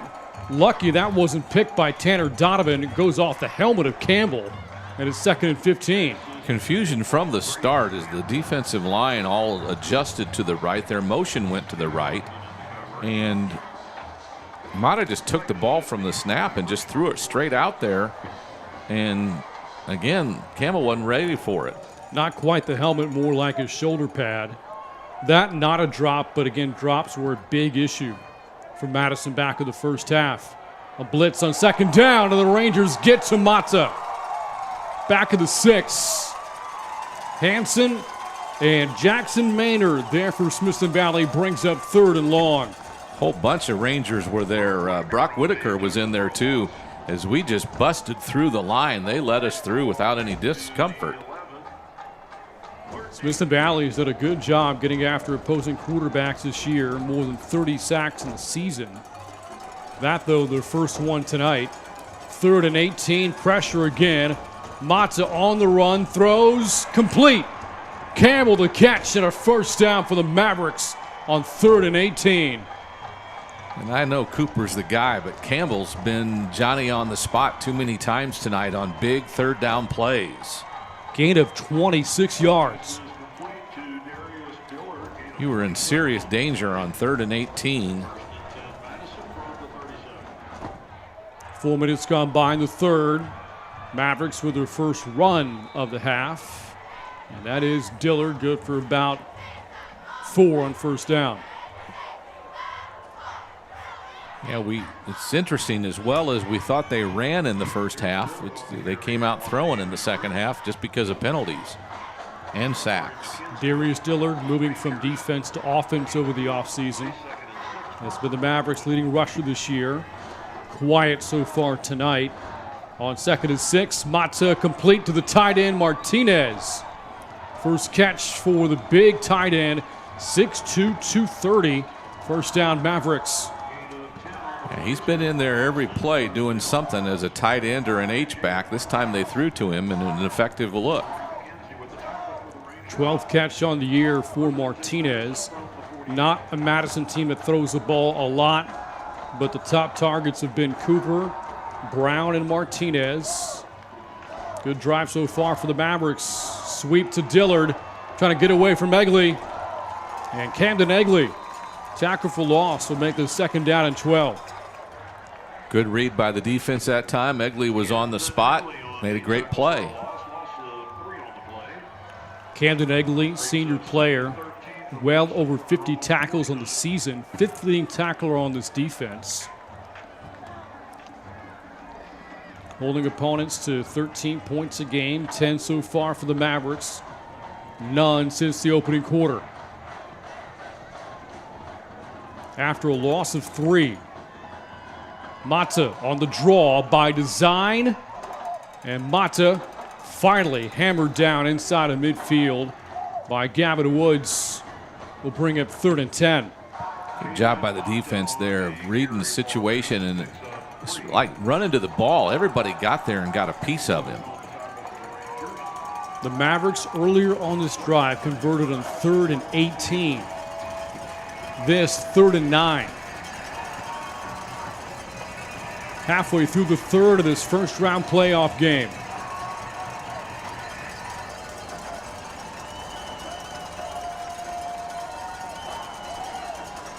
Mata back to pass. Hit by Lane, throws, intercepted. Egley, make that Donovan on the return, flying down the sidelines. Donovan cuts back, takes it inside the 20. Second pick tonight for this Ranger defense, first this year for Tanner Donovan. Boy, Mata that time thrown into a bad situation. Looked like 4 defensive backs covering 2 guys, and a great job that time. Donovan just read it and then had a good read down the sideline, got some key blocks, including the hold right there by Whitaker, and ends up, like you said, inside the 20 before he's dragged down. Rangers in perfect position. You saw Mata looking for Navon Cooper, was well covered, and threw that under duress. First play after the pick. Bafidis is going to walk in. Touchdown, Smithson Valley. Braden Bafidis, and what a turn of events. What a great run. We've seen the end around a couple of different times to utilize their speed over pursuing. This time he got 2 or 3 key blocks on the outside, including the receiver down the field at the goal line, that allowed him to just skate in untouched. So Braden Bafidis, the first play after the interception on the jet sweep. And Smithson Valley has now scored 20 unanswered and make it 21. Smithson Valley on top 21-10. You look back at the first half and the big plays for the Rangers, once down 10-0, and Smithson Valley was able to respond. Some big plays that got the Rangers the lead going into the halftime locker rooms. And it all started with a touchdown run by Travis McCracken on a long scoring drive for Smithson Valley, just shy of 60 yards, 8 plays. This run by McCracken put the Rangers on the board. That good for his 10th rushing touchdown of the season. Madison, though, had a chance to build on a 10-7 lead, but then Caden Mata picked off in the end zone. Great play by the sophomore Jackson Duffy. Mata again throwing into coverage, and the Rangers make him pay. The ensuing drive goes 80 yards, a lot of Doug Lance, but the drive ends at a 24-yard strike. Mata, the TJ Hunts, and that puts Smithson Valley on top 14-10. And now it's 21-10 after this play by Braden Bafidis after another Mata interception. You know it's deceptive when you even fake out the cameraman, don't you? And that's, we got some of the best camera people around, but that one caught him by surprise. And that's how you erase a 10-0 deficit. Ensuing kickoff, fielded by Campbell and slips down. This time, instead of kicking it deep, we kind of popped it up, and Campbell caught it right near the sideline. And so now, if you're the Mavericks, it's a 2-possession game and still 17.5 to go, but the way that Smithson Valley's playing offensively, if you're Madison now, you really can't afford many empty possessions, if any at all. I think you're right. I think to answer, we talked about Smithson Valley's answer in the first half. They have to answer with some points here, even a field goal to get the momentum back to being balanced. Here's Mata, and there is Scheffler, along with Jackson Maynard.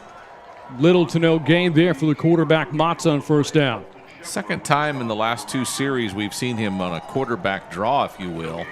And that's after not having done it at all the first part of the game. Kind of surprising that it comes now. 5-minute mark, third quarter. Madison came out with a lot of swagger and now playing from behind, trailing 21-10. Mata, quick swing pass. Cooper, boy, can he run. And Cooper out of bounds for a first down at a gain of 11. Best plays they've had is to get it out on the edge and let their playmakers run, and that's Cooper, their best receiver on the move, and he made a play out of almost nothing. Again, Madison on the year, 6-4. Quick strike, completion And another first down. That's Cooper again for the Mavericks. Again, a big target. Why not go back to him? I think we might see a pretty steady diet of Nevin Cooper right now because he seems to be the guy that's making the better play for them. Of Madison's 4 losses, they had near comebacks in 3 of them from double-digit deficits. This team has been to this spot before. To the ground, Becker, and shoved back. He'll lose a couple to bring up second down and long. Madison was down 11 in the second half to Reagan and wound up losing by 3. They trailed 28-0 to Clark going into the fourth quarter, scored 3 straight touchdowns before falling 35-21, and almost came back down 42-21 against Johnson. They do have the ability to score in a hurry. We know that from what they've done in district play. Second and long. Matza, boy, Eggleston, great coverage there against Cooper.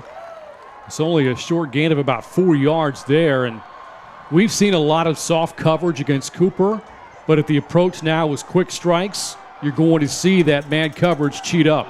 And that time Eggleston he stayed back until the ball was snapped, and then he ran up and met Cooper at the spot.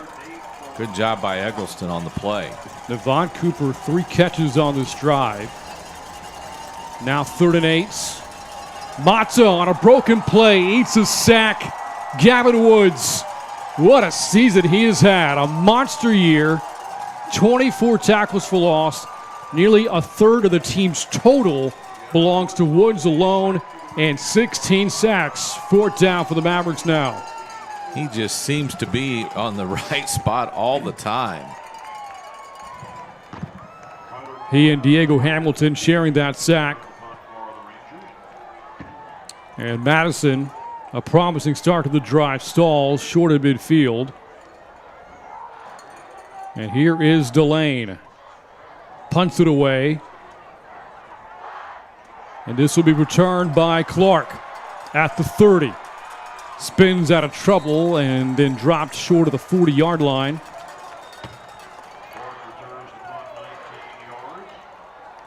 And Smithson Valley coming back out on offense. Again, you look at the great defensive play from Gavin Woods. Again, he's been a monster this year on the defensive line. Went through his numbers, also has 17 quarterback hurries. You look at Smithson Valley's defensive front. We'll get that information to you in a moment. First, it's first down for the offense. Running play, but Kraken will charge ahead for about 4. And he'll get probably close to 5. He slipped on his first step, and he might have got farther if he hadn't have slipped.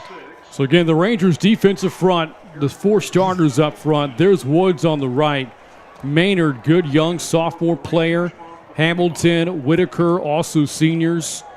Smithson Valley's unit has picked up, again, close to 40 sacks this season, and it all starts up front. On second down, McCracken cutting it back. Good run. McCracken with the first down into Madison territory. Man, just putting that foot down and changing direction. He is a powerful runner, but showing some elusiveness tonight as well. Gain of 12 there from McCracken. Over 50 yards on the night as we wind down to the final minute 30 of the third. This Ranger team was at a tough spot early, but never panicked. Trying to build upon a 21-10 lead. Mavericks again nearly jump off sides. Here's Matza. Hand off to McCracken. Good patient running, but that time stuffed. You know, he didn't get much there, a yard, maybe 2, but I think he realizes what we've gained by playing some of the faster defenses in our district. If you're going to go off tackle, but keep it tight to the tackle, don't bounce wide because their speed will run you down. He ended up getting a yard there when there was really nothing.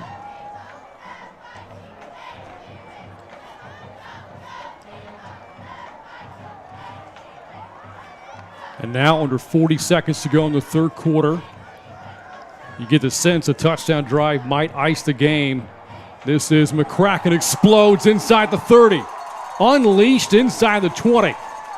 Tackle finally made by Isaiah Edwards. An impressive run by McCracken, his longest tonight. And he just exploded into that hole. Gain of 21. McCracken up to 73 yards on the night. I think all of our running backs have shown different signs of elusiveness, and just we've run the ball well because our offensive line has blocked well. You get the sense that that offensive front is starting to wear down Madison's front seven. Back to the ground, back to McCracken, slips inside the 15 and down to the 10. And good 9-yard run there for McCracken, inching closer to a 100-yard night here in the playoff opener. And that'll be the last play of the third quarter. Takes us into the fourth with Smithson Valley on top 21-10.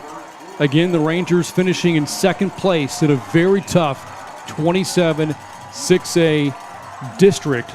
As you look at the way things finished in 27-6A, that yellow line marking the playoff teams at the top, the non-playoff teams at the bottom.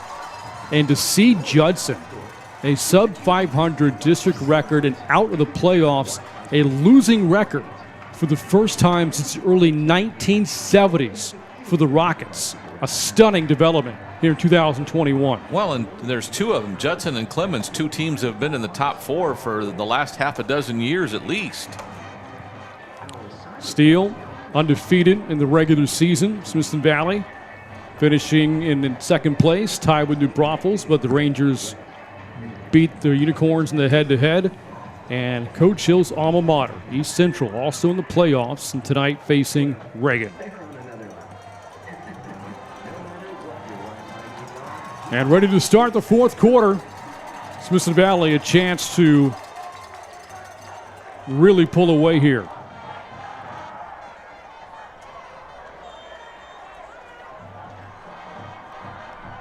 Second down and short. This is McCracken. And McCracken's in for the second time. What a drive by Travis McCracken. 6 carries on the drive, and his 6 is good for 6. You know, his blockers gave him about 10 of those 20, and the last 10 he just fought with people on him. A great physical run, as you see again here. Some contact, well, inside the 10, and he dragged 8. 8 tried to get him, but didn't spin him around until he in the end zone. And a good-looking touchdown run for Travis McCracken, who now, what is that, his 11th of the season? Yeah. Point after good.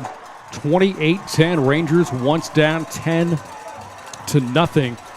So we went through Smithson Valley's district, 27-6A. As you look at McCracken, 92 yards on the night on 11 carries. What about Madison's district? 28-6A, also very tough. It's a big district 2. You play 8 district games. San Antonio Johnson tonight facing New Braunfels, going undefeated in this district. Mention Reagan. And New Braunfels is up 36-20 in the fourth quarter. Wow. Brandeis, a team that Madison beats, and the Mavericks all making the postseason. Very tight race to get those final 2 spots. You see only a game separating Roosevelt, Clark, Madison, and Brandeis. Well, that would be a stunner. New Braunfels finishes that out. Yeah, and then Bowie is beating Round Rock 10-3 in the second half of that one up in the Austin area. Again, the winner of this game, it's either Austin Bowie or Round Rock, and the Dragons are one of the top teams in Central Texas. The favorite. Smithson Valley has 11:56 to go before they can think about Round Rock next week. One more score. East Central trails Reagan 7-6 in the third quarter. Well, 27-6A, a good showing in the opening round. Kickoff fielded Cooper from the 5. Now Madison down 3 possessions, will start at its own 21-yard line. Last score from our district teams. Steele leads Brandeis 28-7. That one also in the second half.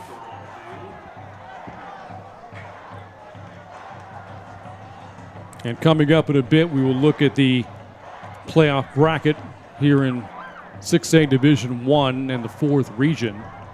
The flag of the kickoff return, well away from where the play ended. And here's the call. After the play, personal foul, late hit, number 14 of the kicking team. 15-yard penalty from the dead ball spot, automatic first down. And for Smithson Valley, that is their 6th flag of the night, now for 60 yards.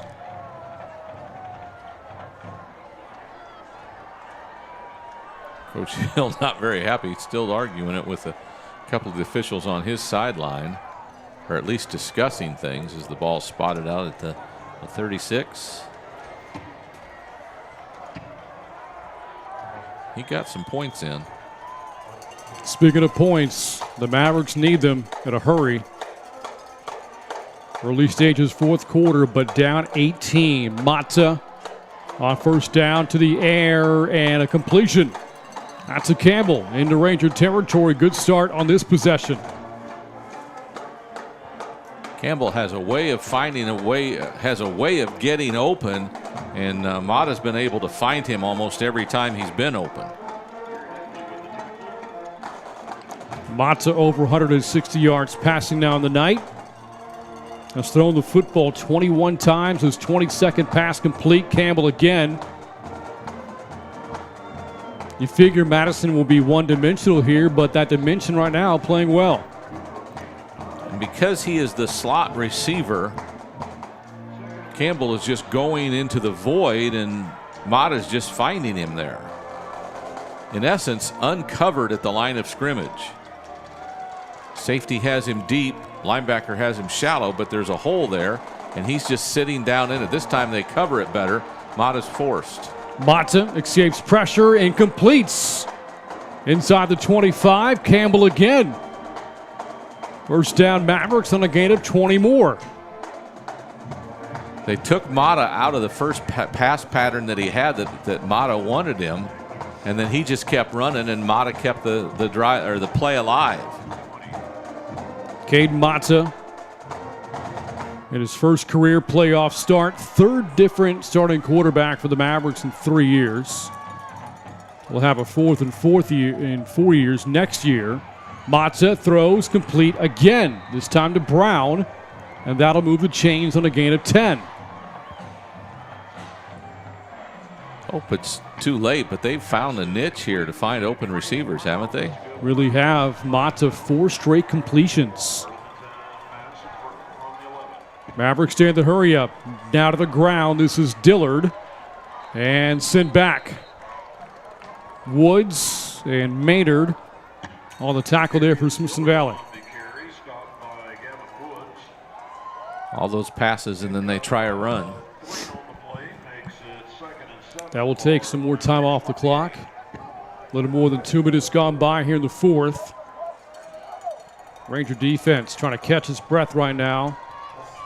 Up-tempo Maverick offense. After the run, Mata off the play fake and run it himself. Mata cuts it back inside. Takes a shot from Shepler. And I think he's just short of the first down.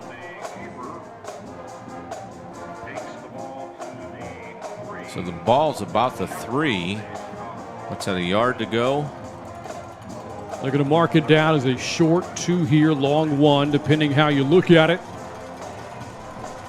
4 down territory for the Mavericks. 3rd down, high snap to Dillard out of the Wildcat, and Dillard's in. Lightning quick drive by the Mavericks and their first points since the first quarter, and they're not going away yet.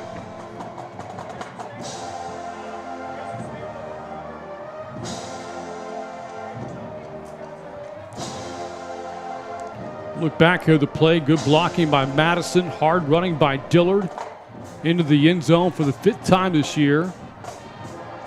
Madison scoring in just 6 plays on the drive. and in a little more than 2 minutes. 28-17. We mentioned the playoff bracket here in 6A Division I and Region 4. And here it is. You see the teams ahead of Smithson Valley and Madison above them. Bowie and Round Rock, the winner of that game, faces the winner of this one. Bottom half of this bracket, Brennan should be a heavy favorite there against Laredo United, with Mission and Los Fresnos also waiting on the bottom part of the bracket. Los Fresnos has some ability down there. They're one of the more, I don't know, established isn't the right word, but they have more talent than a lot of the schools do down there. Again, Smithson Valley has not been past the second round since 2015. Trying to get past the first round for a second consecutive year here tonight. They're leading by 11 with a little more than 9 minutes to go in the fourth.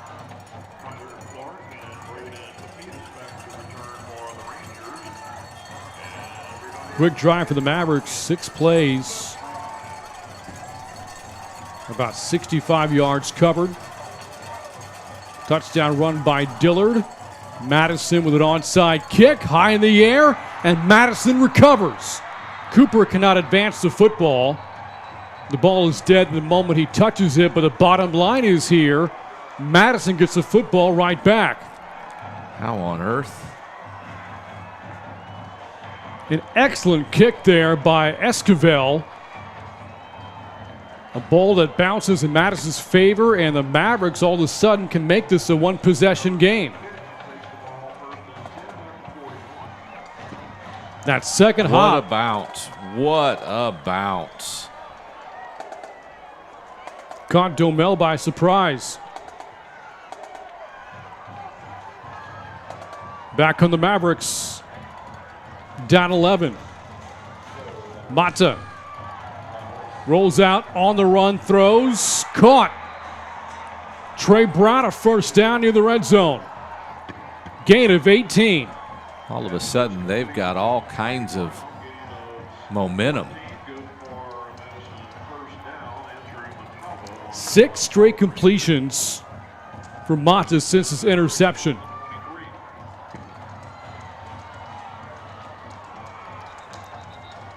And back to action here. False start. A flag call before the snap.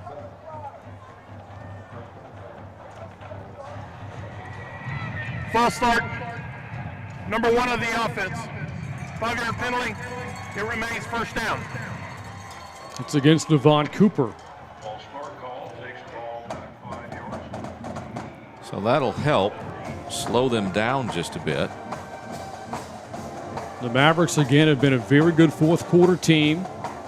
They have played very well this year with their backs against the wall. Doing so again here tonight. 1st and 15 to the run game to Dillard. Surprised to see Madison go that route. That'll keep the clock moving, and they haven't had that much success on the ground here in the second half. Got most of the penalty back. But yeah, I agree with you. Kind of a surprise that you'd run the ball. Just knowing you're still 2 scores down. Coming up on 8 minutes to go. Touchdown or field goal makes it a 1-score game. Campbell in motion. Mata high for Campbell as Smithson Valley was bringing a blitz. It's 3rd down. Coverage from Donovan over there. I think he was kind of hoping that ball might have been a little bit lower because he was sneaking over there looking for an interception. So now 3rd and 11. That incompletion from Mata broke a string of 6 straight completions. He's had a very good second half, especially here in the fourth quarter. Mata on the run, throws to Dillard, and banged it out of bounds by Egley and Shepler. 4th down for the Mavericks, about 4th down and 5. Again, a field goal does make it a one-possession game. What do you do here, Tony? Yeah, my guess is they're going to have to pass the ball on 4th down. I don't think you can leave it up to your running back to get yards as well as Smithson Valley. Smithson Valley put plenty of pressure that time. They just didn't get the sack. 4th and 5. Mata and the offense staying out there. This could be Madison's season on the line. Mata steps up, slings that, incomplete. No flags. Pressure on Mata, threw it behind the receiver, who couldn't stop in time to get his hands back for it. Broken up by Eggleston, Garrison Eggleston, younger brother of Greg, a 3-year letterman for Smithson Valley, now at Tarleton. Makes the play here. And you said it too, Tony. The pass behind of Vaughn Cooper. If that's on target, could be talking about goal to go. Instead, a turnover on downs. McLean Garrett, the junior defensive lineman, in there and almost got him a sack. And so Madison can't capitalize on the onside kick. First play, Doug Lance. Lance only had 1 series in the first half, and my goodness, he made it count. On that series, Lance, 8 carries, 73 yards. And his first carry of the second half here is good for 7 more. He has been physical and is also quick to the spot. The Rangers have them a trifecta of running backs who have all run well tonight. Smithson Valley in no hurry here offensively. The play clock you see there is off from the actual one in stadium. Snap comes with 4 on the play clock. Lance again. Patient running. A flag will bring this back, though. This will set up 2nd down and long. Unfortunate, because you're right. He was patient running. Play clock was run down. All the ingredients for a good long drive. We had a 6-minute drive earlier in the game. Would nice to do another one here. 77 of the offense. That's a second one on. Replay 2nd down. Colton Thomason. Second one on Colton. 70 yards and penalties for Smithson Valley tonight. A lot of them have come on holds.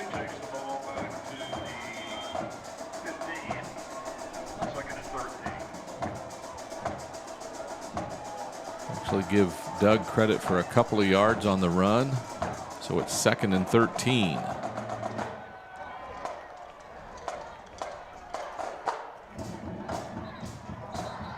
And there was movement before the snap. Looked like McDonald may have jumped early for Smithson Valley.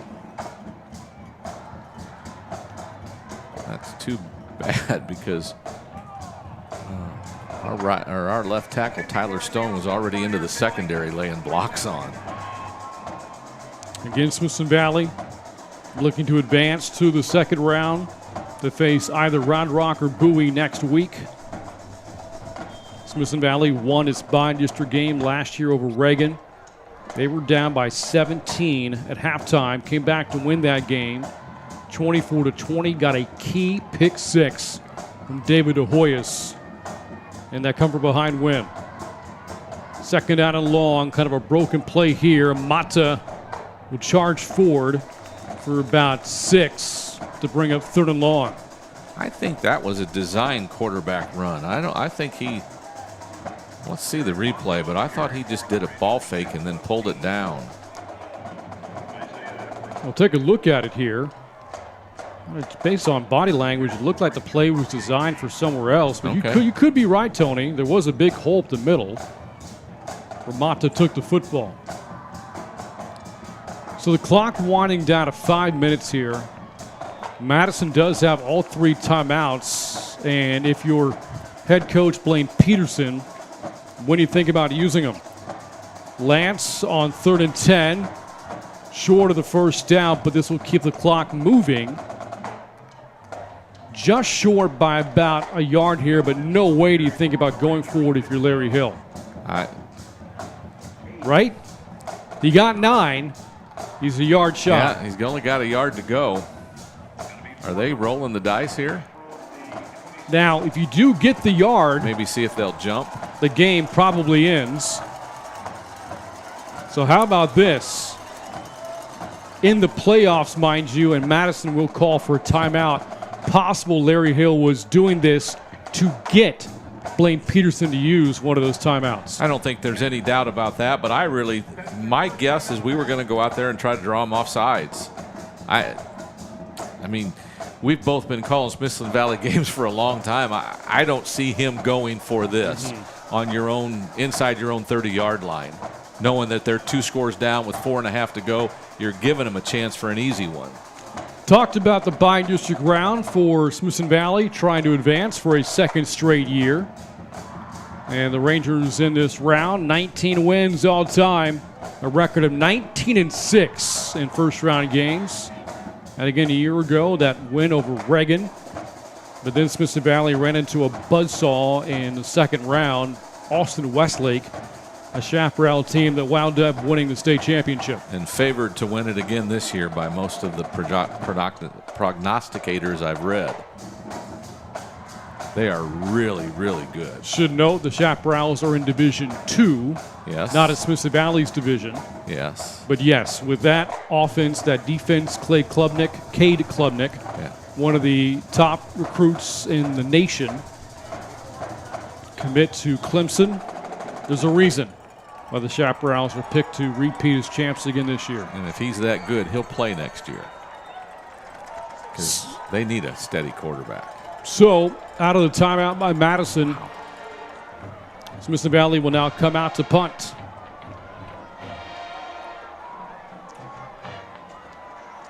Osorio. Clean punt. Best one tonight. And Madison had nobody back deep. And so that will put the Mavericks at the 28-yard line. With 4:18 to go, Madison down to its final 2 timeouts, trailing by 11. 45 yards on the punt. Osorio, a much better second half than he had in the first.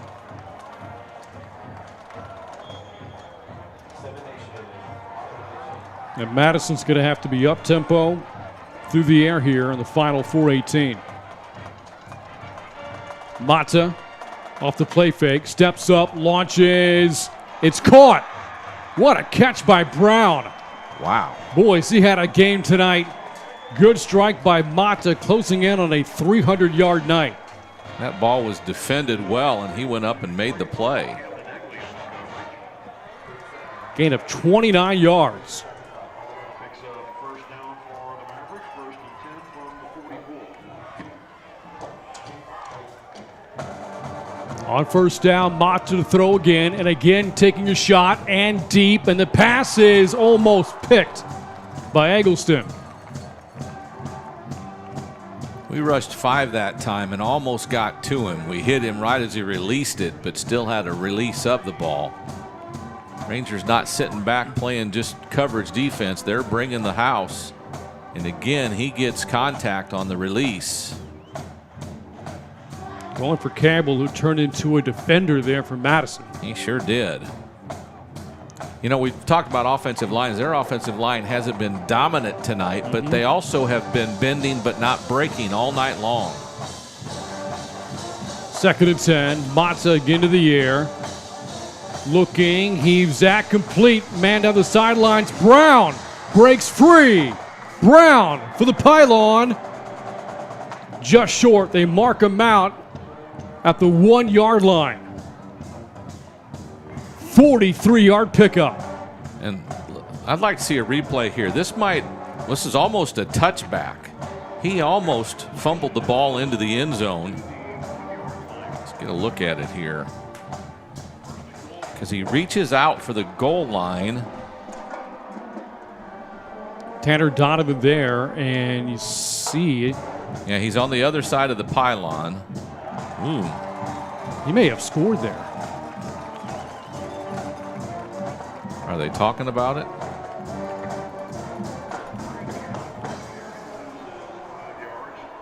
No, there was a play run while we were showing the replay. It's 2nd down and goal now. The lost yardage there for Madison in play. Yeah.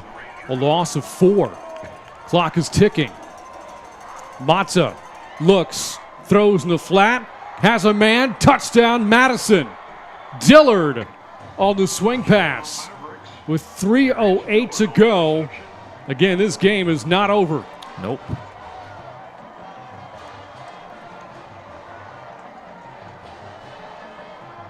And now Caden Mata over 300 yards passing on the night.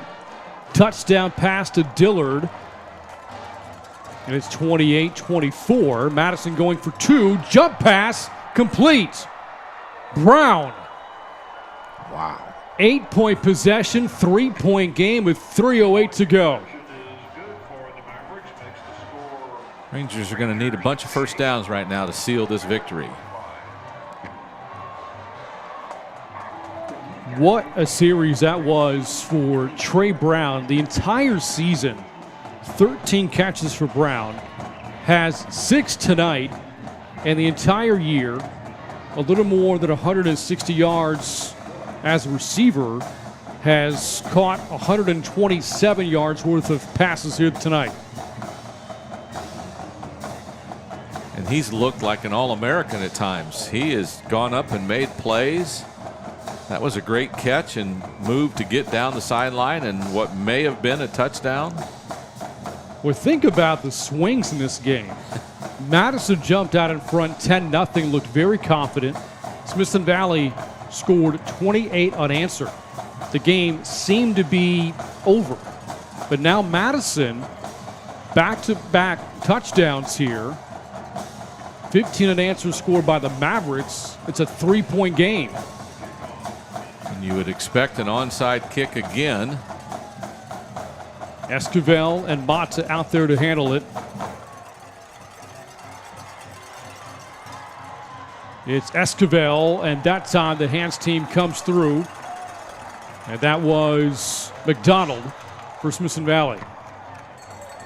Rangers better prepared for that one in position and in execution. Now with the ball at midfield, run the ball for 2 first downs, and I think we can get this one. 2 timeouts, so I'd probably say the number is closer to 4. Probably ices it. 2 has you feeling really good. 3, you're pretty comfortable. We'll see. McCracken in the backfield. Confusion. And that a broken play. Mata here just trying to hold on to the football. And Madison, good play on defense to start things off.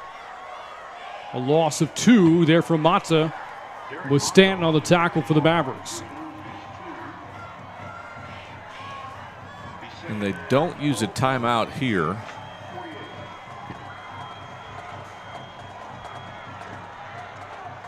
Rangers do their normal substitution with tight ends and receivers.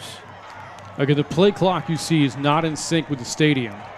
The next snap will come with about 2:25 to go. A flip to Bafidis to the perimeter. Bafidis gets a block. Bafidis down the sidelines, inside the 10. Clutch play by Braden Bafidis. Smithson Valley in a great spot now inside the Maverick 10-yard line. 42-yard gain. I know that you and I both saw the block, and boy, did somebody put a licking when they got to the corner. Look to the right of your screen. Just out of frame there was that block. Yeah, we didn't see it. But the young man didn't get up till after Bafidis had gone into the end zone.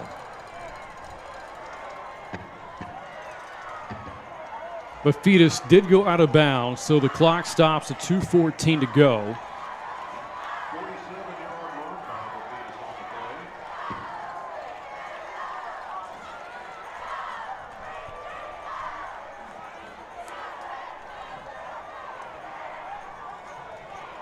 So apparently it was Britt Stoley, the center, who got getting out there. downfield. Some confusion right now. Think about a personnel issue for Madison as they clean this up. Let's take you back to the block. And there's Stoley. My goodness, just put a defender on his back. And the second one got clipped on the block and stumbled over a leg. So Damian Mendoza was the one pancaked by Stoley. Big delay here before this next play. Might be for an injury timeout. I think that was Donovan Erdrich, the one that got shaken up for Madison. Yeah, he's the one that went down on the trip and apparently came back on the field and then couldn't go. So here we go. First and goal at the 6. McCracken trying to run in for his 3rd touchdown tonight. Stopped inside the 5 with the 3. And Madison still not spending one of those timeouts. Safety Damian Mendoza put a hit on him.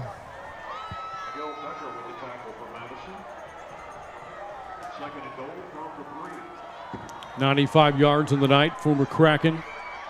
Smithson Valley again in no hurry. The next stop will come with about 1:30 on the clock. Touchdown ices the game. McCracken in for the 3rd time, and maybe this time the dagger.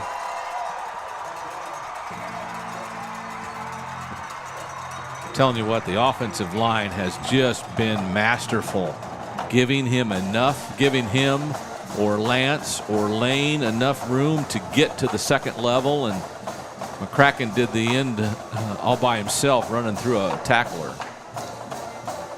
So Smithson Valley, after giving up the touchdown and 2-point conversion, recover Madison's onside attempts, get a massive 42-yard run from Bafidis, and McCracken 2 plays later cashes it in, and Smithson Valley, with 89 seconds to go, holds a 10-point 2-possession lead. So Travis McCracken up to 12 rushing touchdowns on the season. Limited last week against a good Steel front, but he has broken free tonight, and Smithson Valley's running game has been very productive here this evening. How many yards does he have now? 98 on 13 carries. So over 850 yards. He's been a workhorse. Again, a good showing here at Ranger Stadium. You know, this is a good crowd on both sides. They traveled well on the far side as well. Not too far from Madison's campus. Again, these two used to be in a district with one another. Yeah. Could very well be the final game at Ranger Stadium this season. And there is McCracken. What a night and what a second half. 65 yards for McCracken since halftime. Squib kick. Picked up with a 25. And that was Delane on the return for the Mavericks with 1:24 to go. Madison has proven it can score quickly, but they're down 10 with only 2 timeouts left. Yeah, that's... I think you make them take 84 seconds to score, and then that's it anyway. Here's Mata, first play. Wow. Steps up, breaks away. Mata trying to find an angle. Keeps going. This could go down as Mata's first and only playoff start, but he has played very well. And they've called his number to run a bunch in the second half, and a flag as well. Pedley Barker. Back there, it's got to be them, doesn't it? Unless we were lined up off sides. 2 teams have combined for 14 penalties here tonight. After the play, personal foul, late hit, number 23 of the defense, 15-yard penalty, first down. And a 15-yard flag against Wyatt Hanson. Smithson Valley now 90 yards in penalties here tonight. Wow. And just like that, Madison inside the Smithson Valley 40. Kind of hard to believe on a huddle tackle there's a late hit. You know what I'm saying? Clock starts back up. Mata pressured, gets away, and now he doesn't. On the tackle, McLean Garrett. And Madison will call for a timeout. With an even 60 seconds to go. Again, we've seen some crazy things this year. That Judson-Smithson Valley game here, wild finish. So if you're the Rangers, you feel good about a 10-point lead, but again, you probably won't finally exhale until the clock gets to 0. Yeah, that's absolutely correct. This is a Madison team that has scored points in the second half of the season, and you knew they were going to come in here and be able to put some points on the board. You just hoped you could put up more, and the Rangers have, but they're not going down. Madison, a team with good playoff history of its own. They have been to the state semifinals as many times, 3, as they have missed the playoffs the last 20 years. Their last deep run to the state semis 8 years ago, 2013, a team that featured Vincent Taylor, now playing for the Houston Texans. Out of the timeout, Madison has just 1 left. Mata, pressured again, and down he goes. Hansen, who had the personal foul penalty earlier on the drive, comes up with a hit. And the Mavericks will spend their 3rd and final timeout.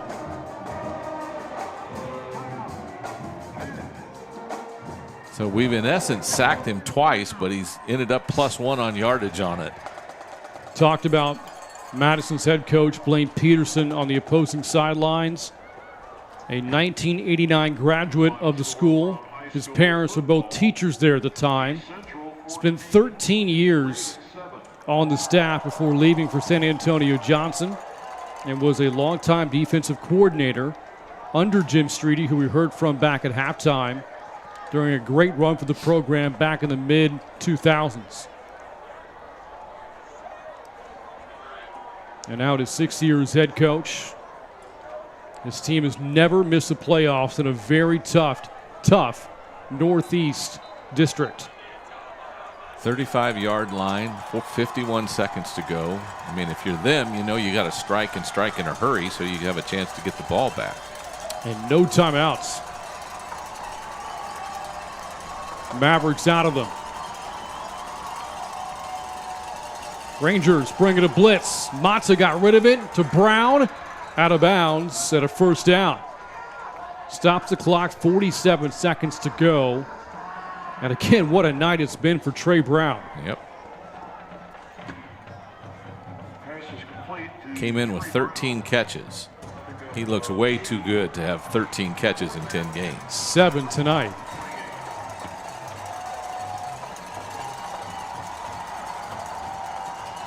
That was not good enough for the 1st down, I beg your pardon. 4th and 2. Mata incomplete. And wide open receiver Campbell slightly underthrown. Smithson Valley will take over on downs, and those Ranger fans can in fact finally exhale. That's where they needed a timeout. 4th and 2, come up with something. Again, Campbell in the slot is open. The throw's just not good enough for him to make the catch. And Smithson Valley with a hard-earned first-round playoff win, down 10-0. Storm back to take an 18-point lead. They got cut down to 3, and they will hold on for a 35-25 win over the Mavericks, and now await either the Bulldogs or the Dragons in the area round next week.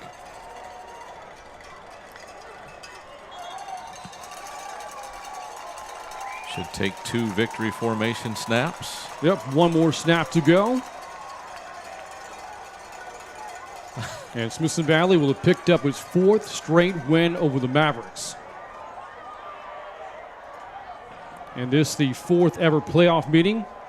The Rangers will have now won 3 of their games against Madison. And of those 4 games, 3 of them really tight to include tonight. 1 more kneel down would do it. And for the 20th time in the Coach Hill era, Smithson Valley has won a first-round playoff game. What a great job by both the offensive and defensive lines tonight, Brent. They have been the difference makers. The offensive line giving running backs and Derek Mata enough time to throw and running backs enough room to run. And then the defensive line just being a nuisance. They threw for a lot of yards, but that defensive line made it so they didn't throw for any more. So Smithson Valley again down 10-0, comes back to win 35-25, and they move on, survive and advance to take on either Round Rock or Austin Bowie next week. Exciting game tonight, Tony. Looking forward to this Ranger season moving on. It'll be fun. And that is going to wrap up our coverage here tonight. Again, Smithson Valley, a playoff win behind the big men up front. Offensive line, a great job of setting up running lanes for players like McCracken, a 3-touchdown night, Doug Lance and Malachi Lane. As the Rangers head off to the area round next week, we'll have more information for you on this week's Inside Rangers football show. Until then, and for our entire Rangers Network crew, I'm Brant Freeman for Tony Brubaker saying good night from Ranger Stadium. Final score tonight from Spring Branch: Smithson Valley 35, Madison 25 in round 1 of the 6A Division I playoffs.